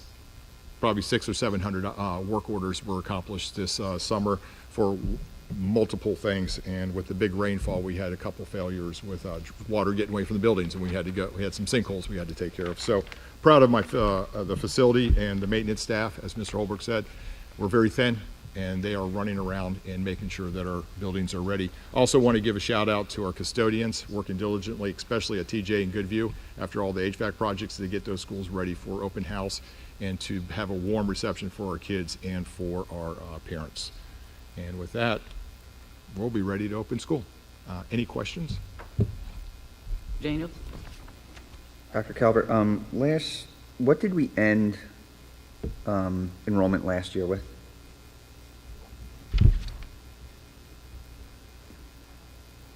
I don't think we K-12 or TK-12? K-12. We'll have to go back and. We'll have to get back to you. I just was seeing. Mr. Blankenship got his details, Okay. so we'll have to get back to you. The on beginning enrollment is higher this year than the ending last year? I We believe know so. that? Yeah, I Okay. believe so. Yeah. Okay, good. And then, Mr. Agler, on nutrition, last year Stanton River Zones and Liberty Zones had, with the, I guess the federal program still had the free lunches. Is that still continuing this year? Yes, sir. Yep. There is a push. Well, I mean, I'm not going to say pro or con on this. It's taxpayer dollars, but to try to go free lunch, like nationwide, we're hearing rumblings about that from Washington, but no movement on that yet. That you can imagine the dollar price on that. But yeah, for the Stanton River and Liberty Zone, because of the numbers there, they are still, school-wide.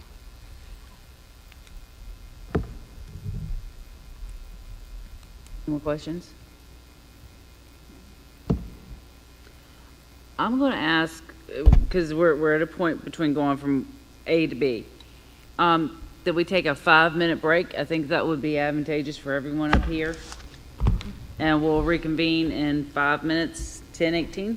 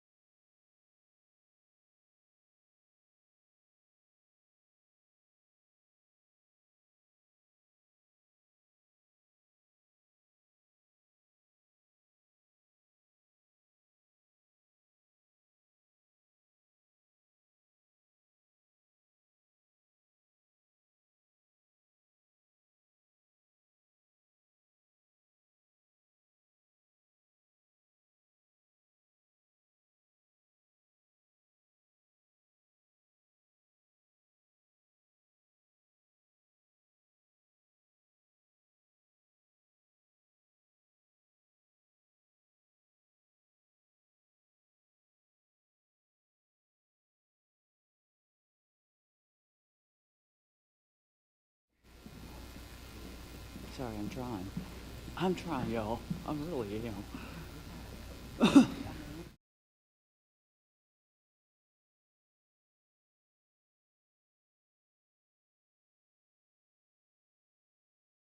Start having a coffee machine here. That might be the problem. Might have to take more breaks. Yeah. Good.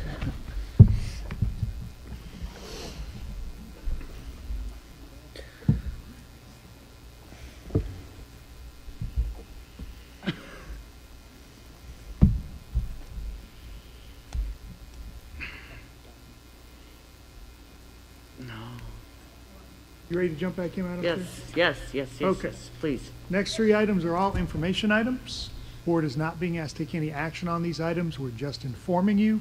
We will ask you to take action on all three of these next items next month.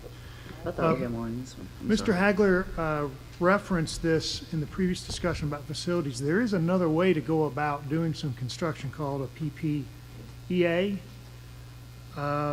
That is a reference to the Private Education Facilities and Infrastructure Act, but we cannot entertain any PPEAs unless we have regulations on the books. So we're going to talk to you about this process, about what the regulation might look like, what this process might look like, and if it's something that we think we may want to entertain on any particular project, it starts with a regulation.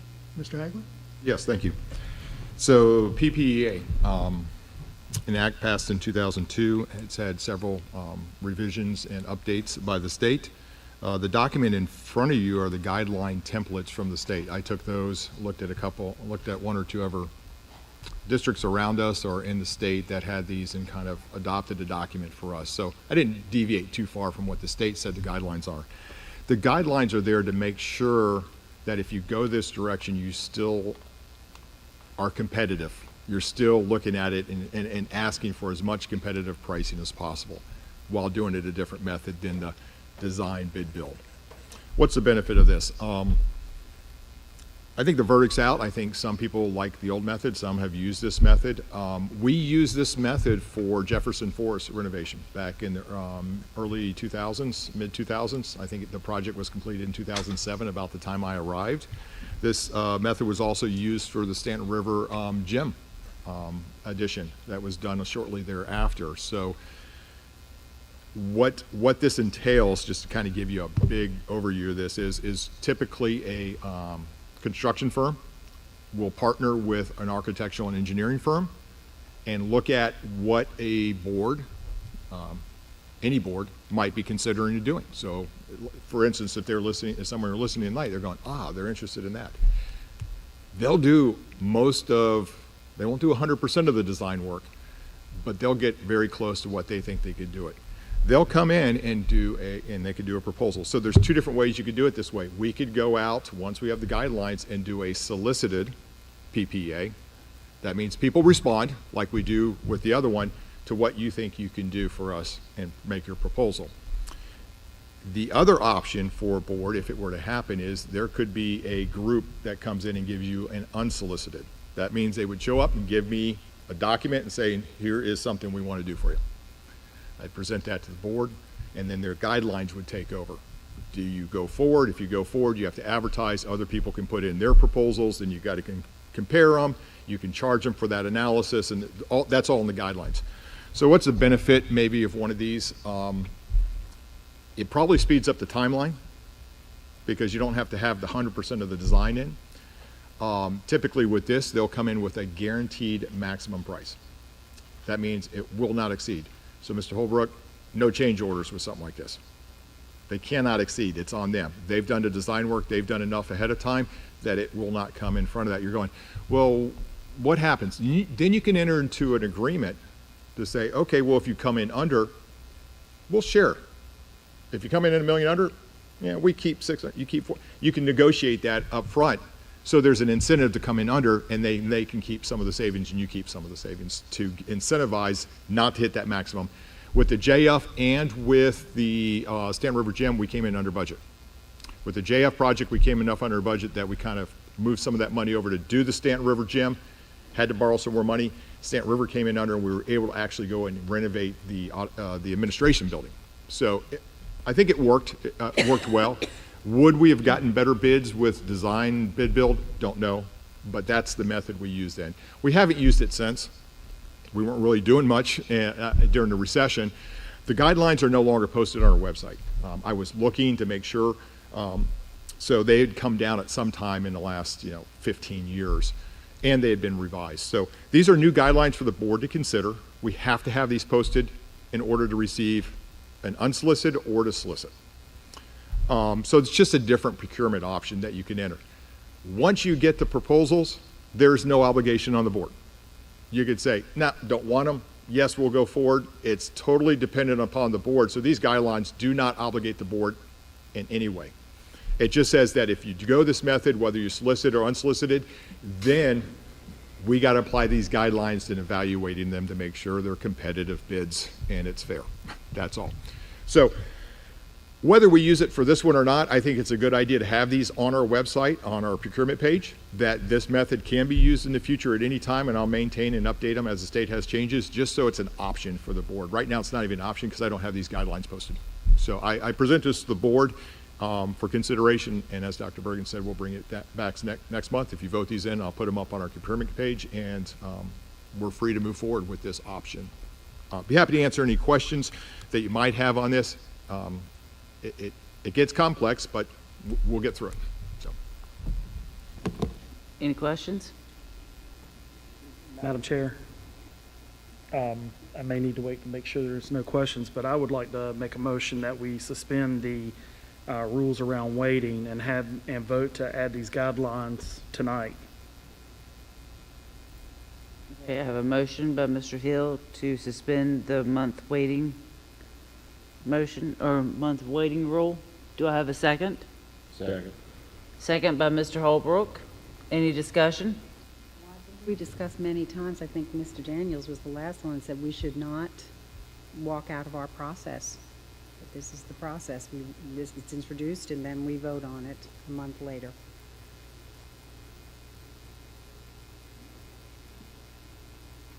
And I know Ms. Harrison had a request for that, and it was denied as well for the same reason.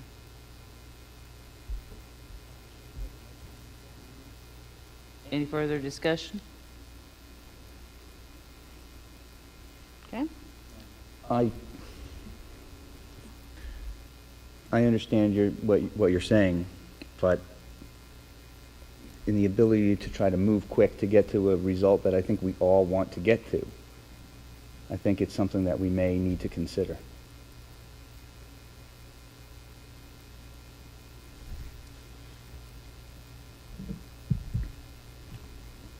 Any further discussion? Okay, so I will call for a vote on the waiving of the rule of waiting a month before we bring an item to vote. All those in favor signify by saying aye. Aye. Opposed? Nay. Okay. Ms. Johnson, will you please poll the board? Mr. Daniels? Yes. Mrs. Hairston? No. Mr. Hill? Yes. Mr. Holbrook? Yes. Mrs. Kirby? Yes. Dr. Mealy? No. Madam Chair, the ayes have it with 4. Thank you, Ms. Johnson. Madam Chair, I'd like to make a motion that we approve the PPEA regulations and allow Mr. Hagler to add those to our website immediately. I have a motion by Mr. Hill. Do I have a second? Second by Mr. Daniels. Any discussion? All those in favor signify by saying aye. Aye. Opposed? No. Ms. Johnson, will you please poll the board? Daniels? Yes. Mrs. Hairston? Mr. Hill? Yes. Mr. Holbrook? Yes. Mrs. Kirby? Yes. Dr. Mealy? No. Madam Chair, the ayes have it with 4. Thank you, Ms. Johnson. So it will be posted tomorrow? Thank you very much. Be under the finance page and procurement subpage, and those will stay up there permanently and make revisions as needed. So with those guidelines now being posted, what option does that give us to move quickly on the sidewalk and awnings? So with that, you theoretically, at this point, we could receive an unsolicited one, or you could go with concept design, which we've discussed a lot openly. And if I know construction companies, they listen to these meetings and they're aware. But you could actually put something out that we are soliciting a PPA for, and this is where you don't have to get into the nuances of a complete design by an architect. We're soliciting what? You tell me what to put in there, then they come in and say, this is what we're proposing, and then I can put that out. So that could be at the September meeting, if the board would like to do that.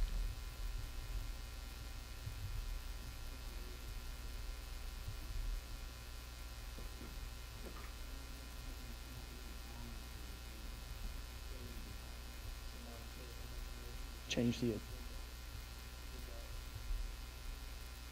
Ms. Johnson, what is the rule? I mean, we asked, we did the approval of the agenda already and it's been voted on. Where you, Okay, Mr. Hill is wondering what we need to do to move forward with going ahead and potentially and adding an agenda item at this point. I believe then it would have, I believe you would have to do another suspend the rules for the sake of amending the already approved agenda. So it moved, but it's not the same rule. So What item is wanting to be added to the agenda, ma'am? motion, or I want to add the agenda item of adding a PPEA for awnings and sidewalks at Liberty High School and Stanton River High School.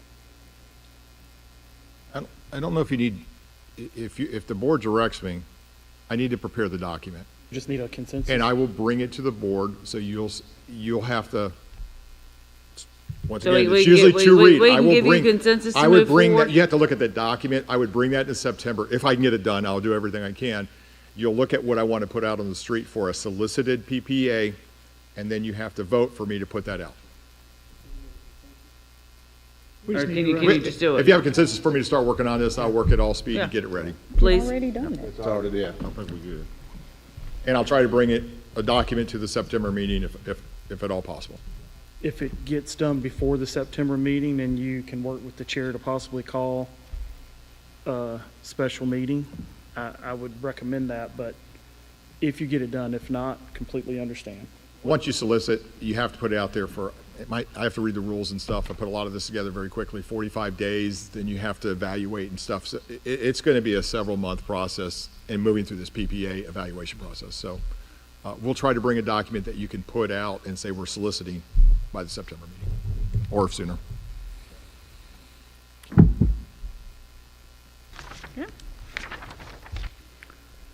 Thank you, Mr. Hagler. So we're going to move on to item 4.02, reappropriation of operating fiscal year 2022-23 balance. It's like Mr. Hagler, Mr. Hagler, Mr. Hagler. It's like, This is okay. Mr. Hagler's show. Tell you.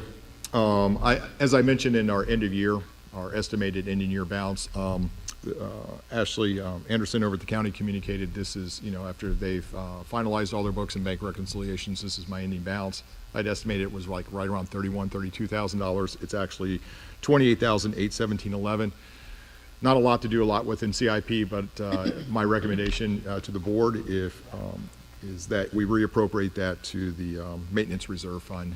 And so this is first read. I'll bring this back at the next meeting. And if you vote that in, then I would have to take it to the Board of Supervisors for their approval. Questions for Mr. Hagler? Okay, no questions. Then we're going to move on to item 4.03. Well, some good news. Very good news here. Our schools have been active and engaged in the community, and very pleased to bring these to you. Our policy states really that if there's going to be a project, fundraiser, or donation for more than $10,000, that comes before the board for approval to receive that. The main purpose for that is that if we receive property or something that somebody's going to build or we take on, it becomes ours. We take ownership, and then it's our responsibility to maintain that facility or whatever was built. And so that has future impact on budget, electrical upkeep and replacement, to make sure it's safe and in compliance and and that we maintain it. So with that, I'm bringing 3 before you tonight for consideration. We'll bring it back to the next board meeting. If you have questions on this, we can gather questions before you make a vote on this at the next board meeting. But this is really coming in from the principals, engaging their communities, and this is what their recommendations or estimation for what the projects. There's no design work done yet. Our maintenance department on some of these will be involved to make sure it meets our standards and it's done correctly. Because the money's coming into us and we're gonna have to do it, you get into procurement law again, so they have to go out for bid, perhaps, or PBA, on some of these. So we have to follow those guidelines, because once we receive the money and we do it, we take ownership, and we gotta make sure we follow procurement law.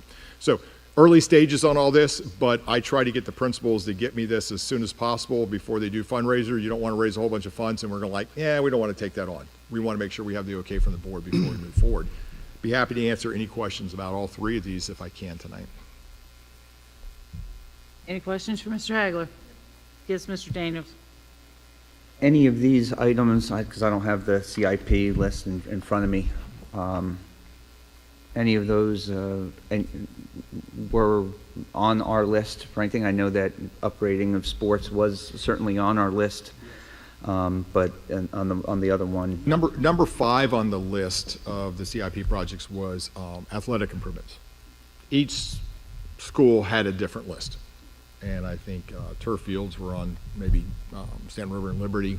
JF already has one, and of course the JF recommendation here is to move forward with a second turf field at the Forest Elementary site.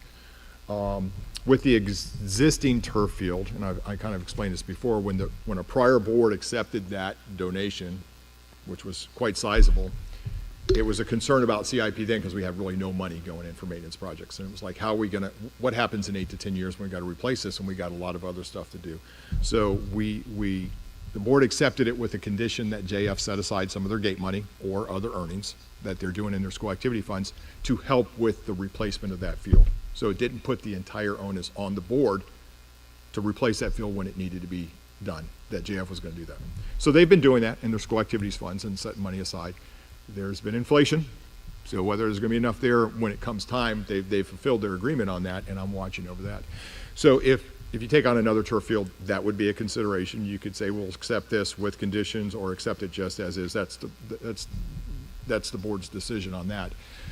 As far as, I don't believe JF had a second turf field on their improvements. I don't know about the field house for soccer for Liberty High School, but if they were to do this, they could shift money for athletic improvements to other places if that goes forward. Okay, great. Did that answer your question? Yeah. Thank you. Any more questions? Thank you so much, Mr. Hagler. Okay, moving on. Please don't tell me I'm wrong if I am, but we're going to move on to number 9. Yes, ma'am.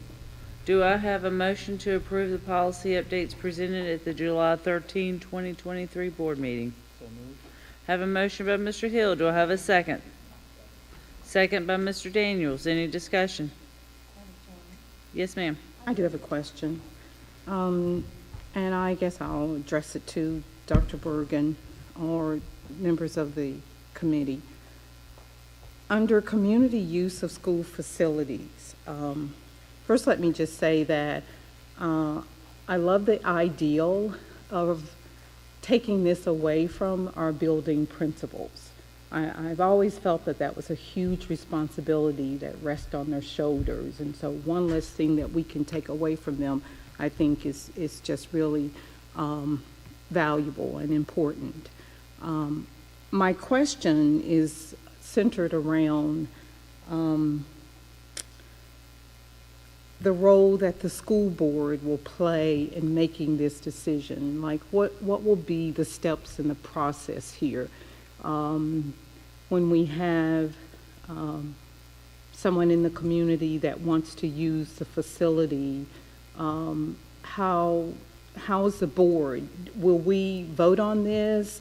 and discuss it at a board meeting? What was the discussion from the intergovernmental committee on this process? So first of all, just for clarification, we're not removing approval from the school. Schools will continue to approve facility use for anyone that lives and resides here in Bedford County. Okay. That is 99.99% of our school rentals. Nothing is changing. What is changing in this policy is if someone who is not anchored in Bedford County wishes to use our facility, this policy would restrict their use to summertime, and it would require approval by the board. So I would get that application from whatever that organization might be, and I would bring it to the board as an information item, or invite the organization to come and speak to the board about wanting to use one of our facilities, and then the approval rests with this board. That's the change. Okay. So it'll affect very little of our facility rental. Right. So you would bring, If an the request organization to us. approached us through one of our schools and said, you know, we don't have a place of business in Bedford County, but we'd like to use one of your facilities, whether they were for-profit or not for-profit, same thing. and so the board would take action on it at Yes. that particular board meeting? Well, Could I go ahead, add? Randy. We've not had that, so I'd have to think so- through if it needed a two-step process. Because I was at that committee and I oversee this policy. The way I would read it is that it would be a two process, just like anything else. They would come to the board for information, and then it would be approval at the next board meeting. And it's actually the last two groups. So if you don't reside in Bedford County, and if you're a for-profit, you know, you'd have to come through there. Very few of those, I'll just be honest. I mean, but first, before it would come to the board, that group would have to engage the school. So the school would say, okay, we can accommodate this, now it comes to me. So it has to go through several channels before it comes up here. And there probably has to be 3 or 4 months lead time on this to get to the board to do 2 reads on this. So somebody's gonna have to plan ahead and do this. As I said, very few of these, I don't expect many, but it would come to the board for approval, and that means that a principal cannot enter an agreement with one of those groups. Just those 2 groups, the last 2.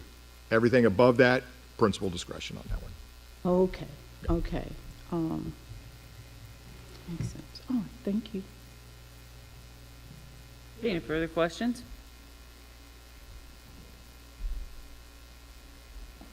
Okay, I have a motion and a second. I'll call for a vote. All those in favor signify by saying aye. Aye. Opposed? Policy updates are approved. Moving on to item 10, Superintendent's Report. Dr. Bergen. Yes, ma'am. We certainly have some celebrations of the accomplishments in our students and staff to share tonight, but before I get to that, I have some other updates for you board members as well as for our parents and community members who are present, which is no one, but people who are listening online or who may watch this recording, they'll be interested in these comments. First off, as Dr. Calvert shared earlier this evening, we're just about fully staffed. So we're in a much better position staffing-wise this year than we've been over the last several years. That's just reason for us to be celebrating the good work of our HR team. Relatedly, board members, as you're aware from a memo that we sent you on 7/19 about our PEC report, PEC is our Positions and Exit Collection Report. It's something we're required to submit to the state on an annual basis. We had a substantial decrease, which is a good thing, in the number of instructional personnel who left the school division last year in comparison with the previous year. The numbers are almost half. We lost 144 2 years ago. We lost 83 last year. So why is that? You know, fewer retirements, fewer people leaving, people more satisfied with staying and wanting to continue on with us. Those who did leave, of the 83, overwhelmingly the reasons were because they were retiring, or they had some personal considerations like taking care of an aging parent or some other change in their family circumstances. The HR team has been hard at work for the past several months. I think we mentioned there were 124 people in the room I greeted this morning. but we're still looking. So for those of you who are watching online here at 1043, and if you're looking for a job, we've got a job for you, particularly in support positions, instructional assistants, nutrition staff, custodians, and bus drivers. So if you want a job, we got one. Just apply. Speaking of bus drivers, I want to go back and give another shout out that Mr. Hagler shared. I could not say last year or the year before that we had all of our routes covered, and I can say it this year. So, you know, those annoying phone calls of, so sorry, but, you know, we don't have a bus for your kid. As of today, all routes are covered. Now, we don't have substitutes. We're still working to identify people who'd like to drive. If you are listening and you want to be a bus driver, even on a part-time basis, we'll take you one day a week, or, you know, only in the afternoons, or just on days that begin with T. I mean, if you want to be a bus driver and be a substitute, we have a job for you. Please contact our HR team. Plug. Sorry. But speaking of bus driver substitutes, I know we have at least one qualified substitute driver this year, and that would be me. I shared with our bus drivers 2 years ago when I arrived here that I've done a lot of different jobs in education in 34 years. I've been a substitute teacher, I've been a classroom teacher at elementary, middle, and high, I've been a resource teacher, I've been an assistant principal, a director, a deputy superintendent, a chief of staff, and now superintendent. But I'd never driven a bus. And so I told the drivers, I want to understand what it looks like from your seat. So I'm going to do the work, and I'm going to learn how to do that. That requires a CDL. So I studied and took the tests, and then studied some more and took them again. And I got my learner's permit for my CDL. So I was like, me taking a test. And then I put it on pause because I did that a full year ago. And then, as the board's aware, I recommended some changes in my executive team, and that led to a change in our transportation supervisor. And I just was not going to put something on our trainers to train me when we had so many other pressing needs. And so over the last couple of months, I worked my tush off to learn what's called the pre-trip. There's about 125 safety elements you have to identify on a school bus, and you have to learn how to drive that bus, how to back it up and parallel park it and drive through an obstacle course of cones. And so I went a couple weeks ago, and I now am a card-carrying CDL driver. And Congratulations. Thank you. Now next is, now I'm like a student teacher.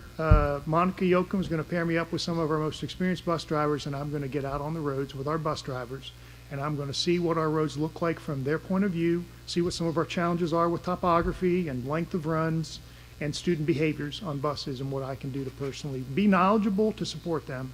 But the main driving reason I did this, again, for those who are watching here, if I can do this, anybody can do this. I am not like Mr. Holbert, I'm not a mechanically minded person. I know, you know, engines need oil, and I know you check the oil, but there are 125 checkpoints on a bus, and I've learned to do that. And if I can learn to do it, anybody can. I'd encourage any of the viewing public, step forward. We will customize a personal training schedule for you, and we will pay you for all of your training time. So if you're looking for a job, we do paid training, and we customize the training according to your availability. All right, next update, board members. We've had a number of board meetings now where we've talked about elementary class sizes and zone transfer requests. We're very liberal and very open about transfer requests. In any given year, we have about 500 to 550 students who desire to go to a school other than where they're zoned or live. And typically we can accommodate all of those requests. That's about 7% of our population. We just sent a memo to you. If you've not seen it, I'll just repeat for you and for the members of the public who would not have that information. We were able to grant every out-of-zone transfer request with the exception of 11. And those 11 students all happen to be at Otter River Elementary School. It's such a small school. The configuration of the grade levels is so challenging. We did consider all the options that the board made available to us with multi-age groupings. It just wasn't in the best interest of students. So we have communicated to those parents of those 11 children that their request to be at Otter River is not approved.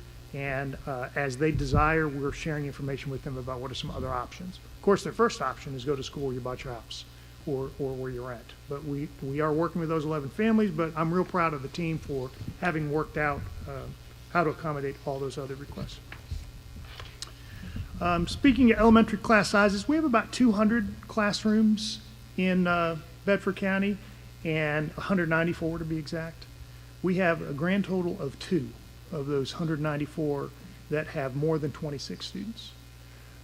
As of today, now, our 2 former principals at the end of the table will attest. Things happen on the first day of school. We got a lot of new friends who we didn't know were going to show up on the first day. And some kids haven't told us that they've moved, and so they're not in the count. But as of today, our class sizes look really, really good. Well below SOQ standards. All right, staying in that elementary school lane, we talked a lot about elementary school report cards earlier this evening.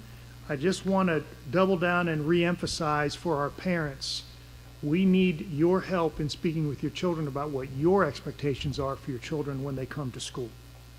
We need our kids coming to school ready to learn, to focus on their learning and not be interruptive of the learning of other students. One of the things we maybe didn't emphasize enough, and I just want to give a shout out to the 80% of our students, 80 out of 100 kids, who did not receive a referral last year, not a one. And of those who did receive more than one referral, there were 92% of our kids that didn't receive, 92% may have received one referral or no referrals. Only 1% of our population falls in that 10 or more, and one of you asked about, is it 5, 6, or 7? It's still only going to be about 1 or 2%.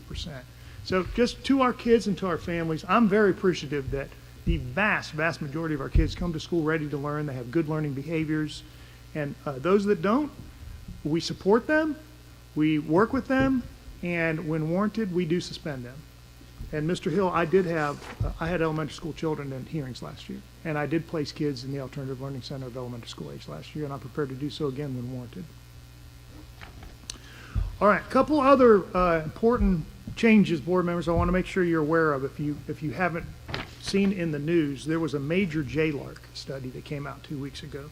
So JLARC is the Joint Legislative Audit and Review Commission. This is, they have government oversight of the state agencies, and they work on behalf of the Virginia General Assembly.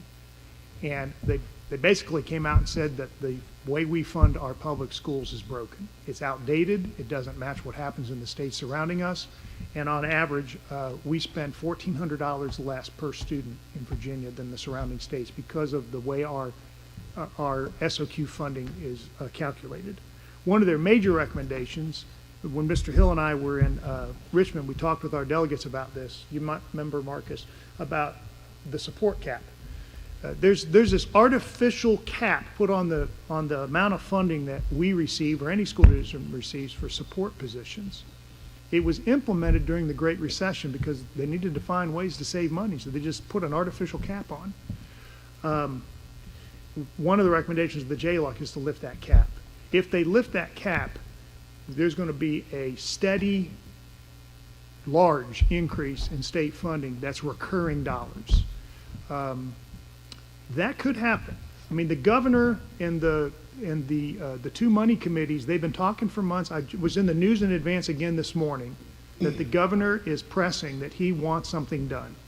They have, depending on who you're asking, somewhere between $3.5 and $5 billion in surplus. The governor would like to give most of it back. Different legislatures want us, but the governor has recommended substantial increases in public education funding, as well as for mental health services and for police officers. So he wants to spend about $1 billion, and he wants to give $1 billion back to the taxpayers. They got to work out the details, but I'm very optimistic something's going to happen because the JLARC study is really pushing the envelope now that it's broken and needs to be fixed, and this will give them the impetus to do it. And then the other last big announcement, if you didn't catch it in the news, is the VDOE just issued updated model policies. Model policies to ensure the privacy, dignity, and respect for all students and parents in Virginia's public schools. I've reviewed these carefully. I've sat through a legal briefing with other superintendents. IGA has not seen this because we haven't had a meeting, but at our next IGA meeting, I will bring these model policies for the committee to look at and then make any recommendations if we feel there's any recommendations to be made. We don't have to adopt these model policies. They are guidance documents. But in my review of them, I'll tell you what I told this community 2 years ago. Our practices match these model policies. We don't keep secrets from parents. We don't call children by a different name without their parents' full consent and understanding. These model policies require it be in writing.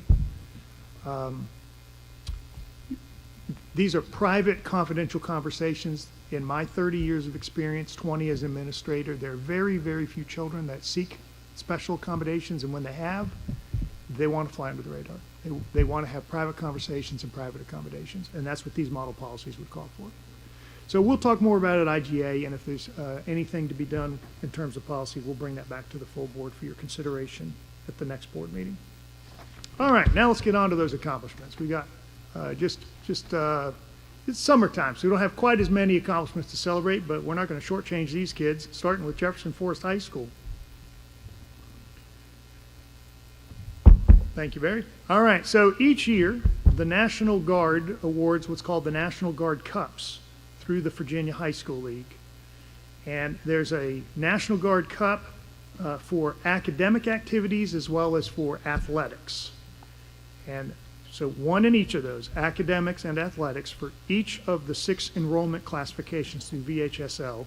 And winners are determined by a point system based upon how well they did with VHSL state level competitions.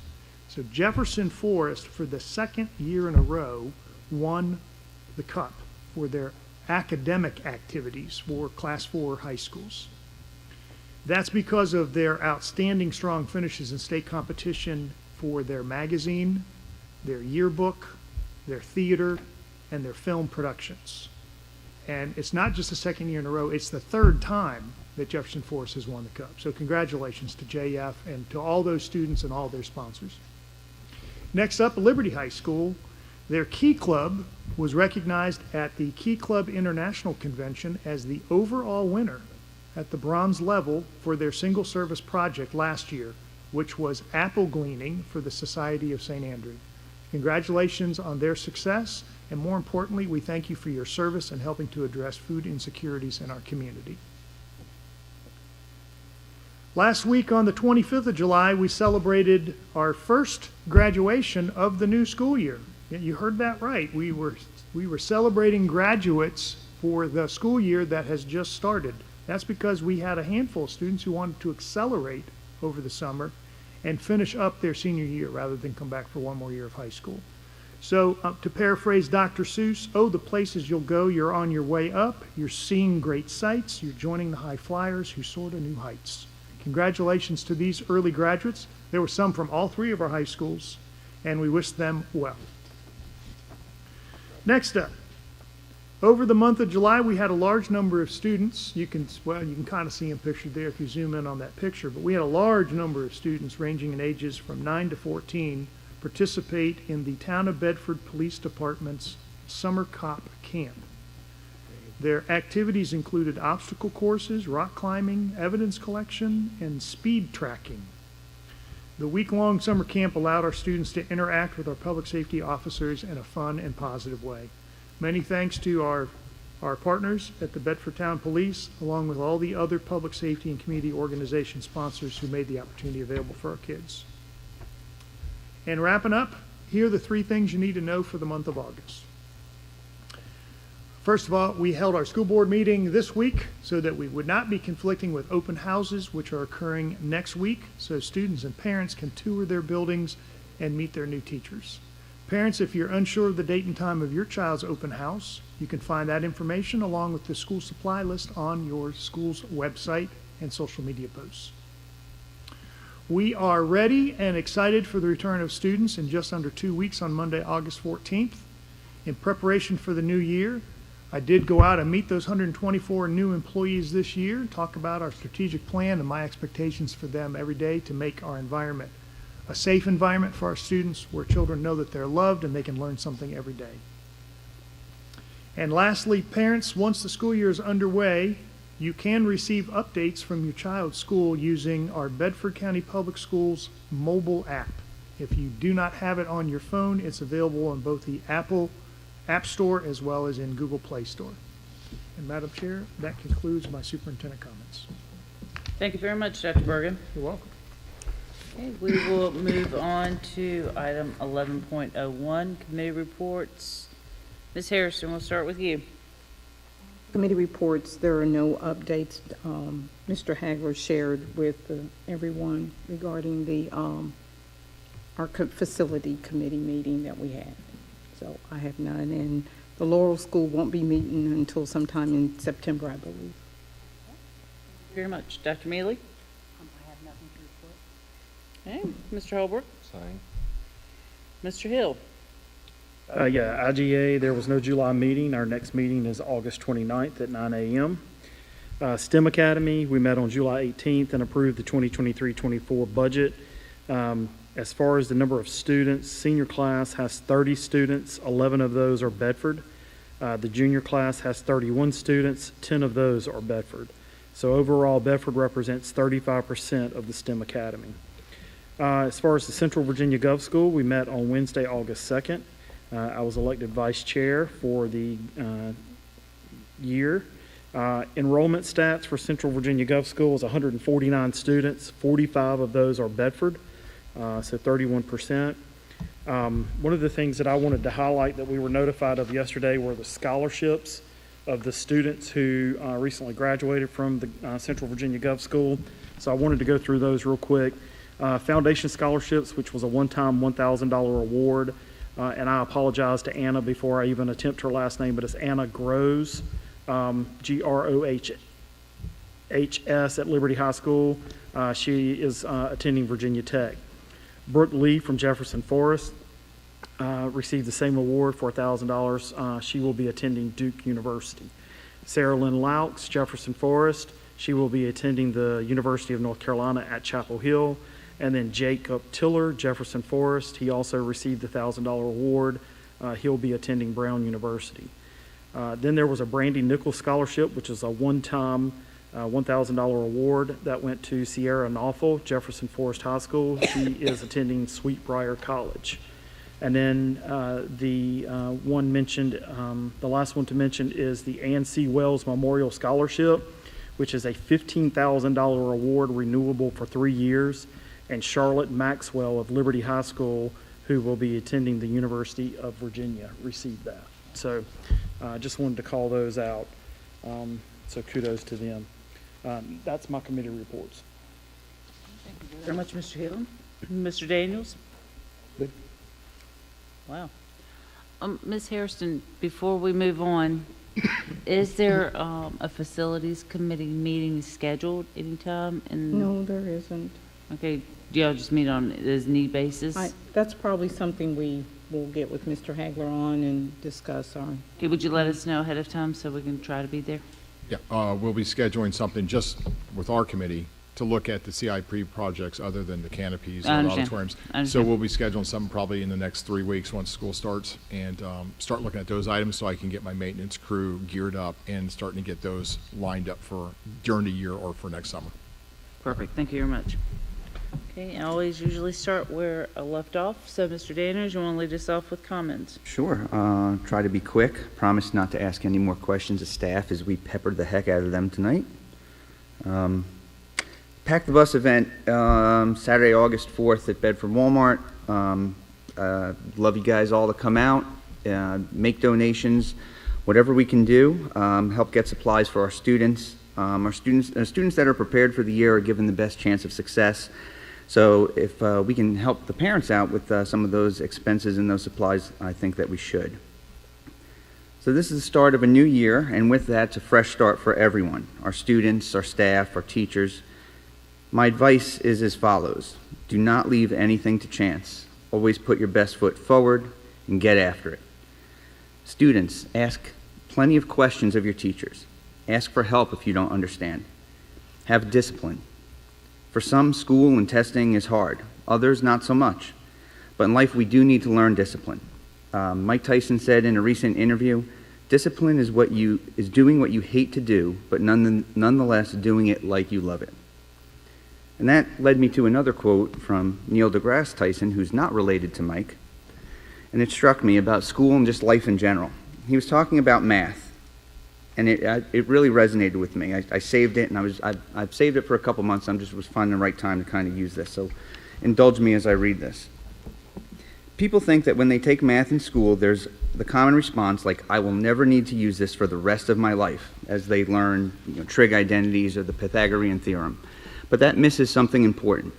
It misses the fact that the act of learning how to do math establishes a new kind of brain wiring in your mind, a kind of problem-solving brain wiring.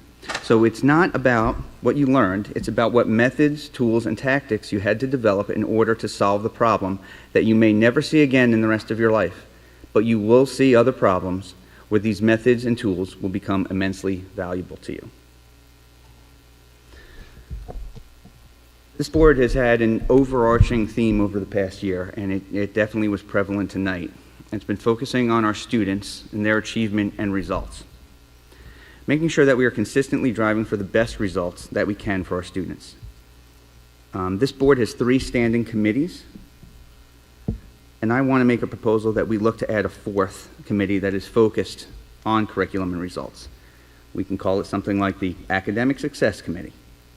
And maybe it would look something like this. We would focus on curriculum, what we're using, what tools we're using, what tools are we paying for, and are we pleased with those results? Could we reallocate funds to other tools that we think would be better? Could we double down on tools that are working? We should invite teachers that are exceeding expectations and getting results and learning from best practices. I think the monthly findings and updates can be included in monthly staff presentations. I think this helps keep us accountable, and these presentations of curriculum, areas of study, and results at upcoming school meetings will help the parents and the community be well informed. That's all I have. Mr. Daniels? Mr. Hill? Oh, I'm sorry. Mr. Holbrook? Yeah, I would just like to, I said some of the stuff earlier, but as far as the parking lot that was mentioned in the public comment, Randy, you just add that to your little small list you have. If I could make a comment, that Yep. is, I can't remember, several months ago, we were proposing to go ahead and, just repave the whole thing, and I think the board said, let's just look at resurfacing. So I know Justin Tucker has requested that people want that painted and paint lines, but to paint lines and come back and and put a coat over it and get rid of all the lines, we're trying to coordinate that we can get that.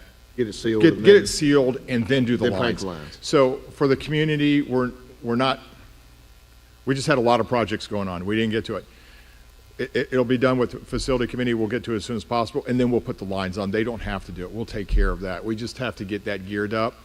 So by not resurfacing, we had to go back and retool, and other things got in the way. But Liberty High School and Huddleston were the ones in the worst condition, and we're here in certain. So in the CIP budget, year over year is money for, it just says painting, paving, and other things, and we've got like $500,000 a year. So we can get those projects going as quick as possible.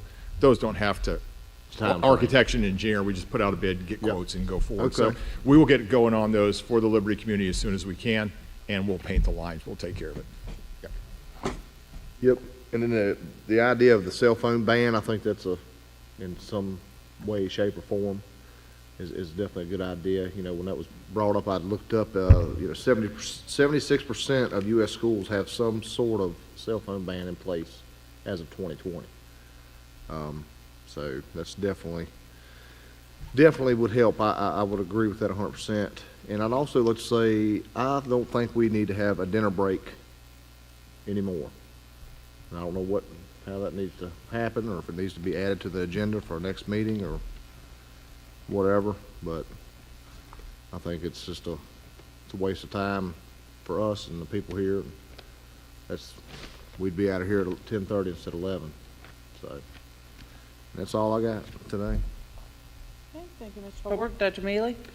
Yes, because we were talking about safety, and we had a presentation tonight, I just want to, once more, I've done this once already, reach out to parents and remember that the safety of our students is our #1 priority, that nothing trumps safety, and that goes for all of the first responders as well. So when, oh, God forbid, I hope we never have anything like we had at Liberty again, please remember, last time I said the most important thing we do is to secure the safety of the children and staff. And in doing that, it takes all of your focus, our focus as a staff, and our energy. So we're not necessarily going to be able to notify parents. I know there was a lot of complaints about why didn't we know something, because we just can't do it. It's either secure the safety of the children or be sending emails or texts or whatever to parents.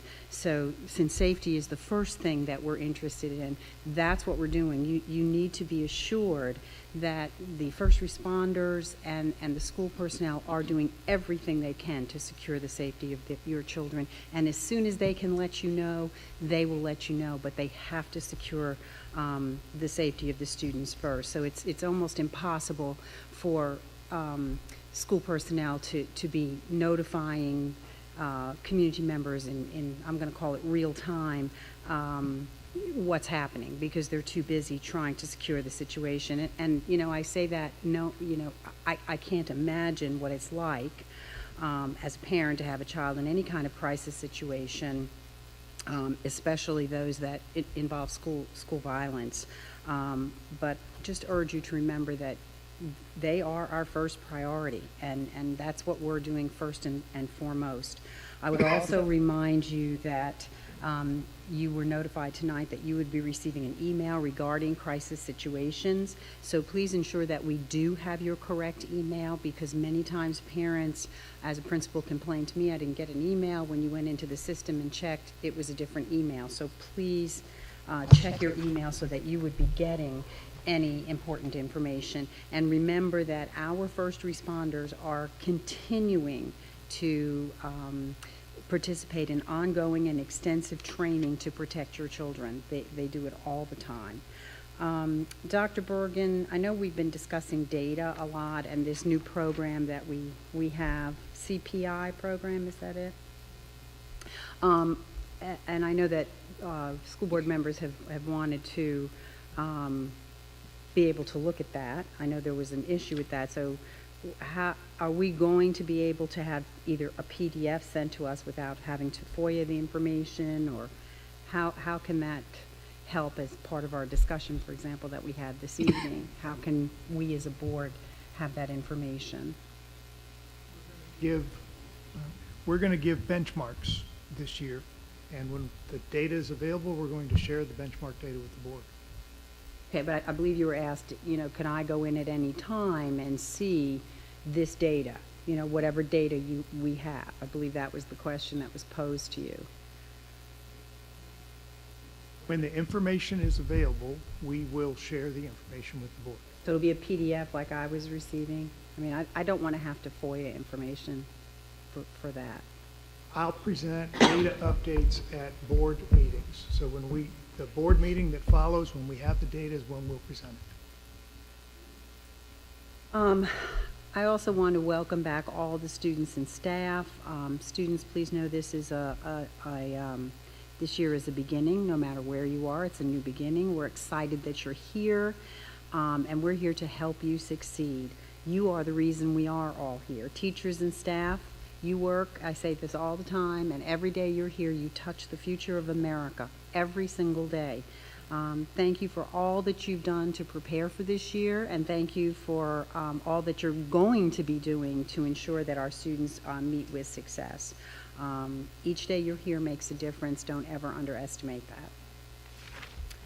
And I think that's all I have. Thank you, Dr. Mealy. Ms. Harrison?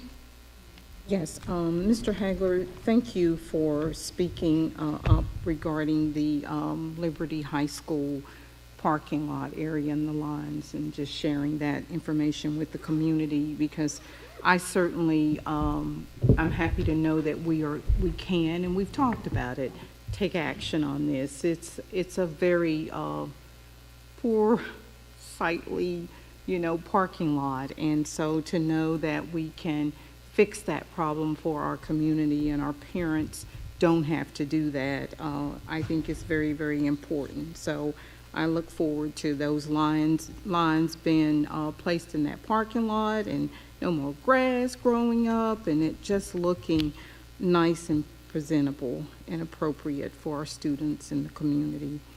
I'm going to echo the same sentiments that others have regarding welcoming all of our new staff members. We have quite a few new employees, so welcome to our school division. And also to all of our teachers and staff members and our students. I just wish each and every one of you a wonderful and successful school year. And that's all that I have. Thank you, Ms. Harrison. Mr. Hill? To quote one of my teacher friends, today is July 33rd because they do not want to say August because it means they're coming back to school. So to my teacher friends, enjoy your last Friday tomorrow. For the ones that have until Monday to come back. Today, August 3rd and 4th, welcome new teachers. Glad to see that activity taking place.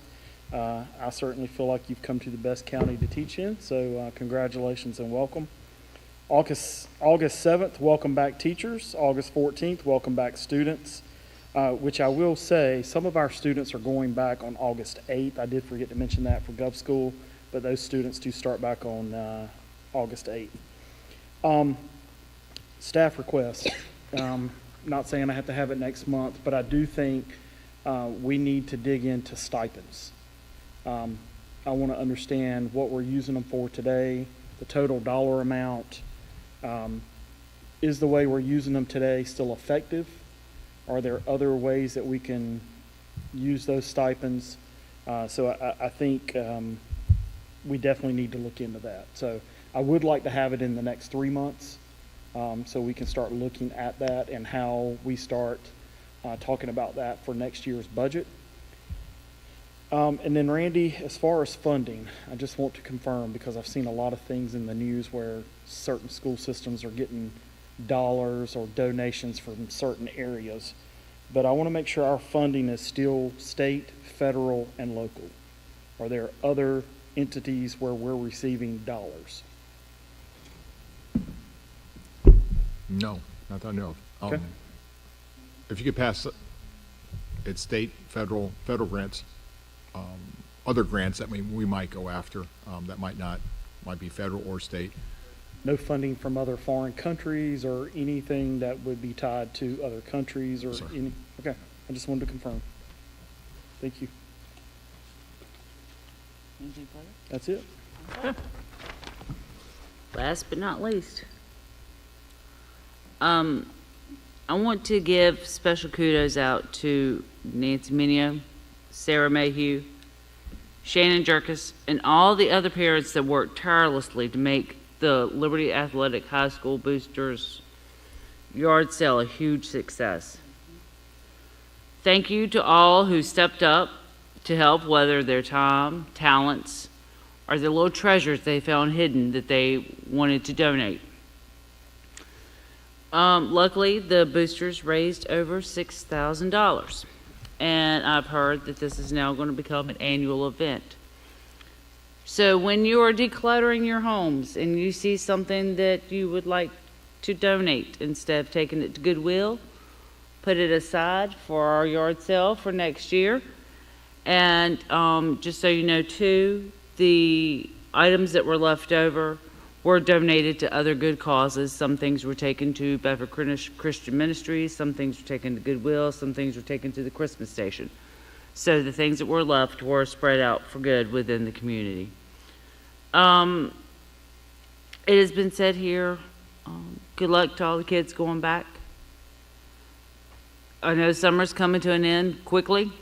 And I have one child that's excited to go back to school and one child that doesn't want to go. But I understand the mixed emotions, but it's time, and I wish everyone a wonderful, successful year.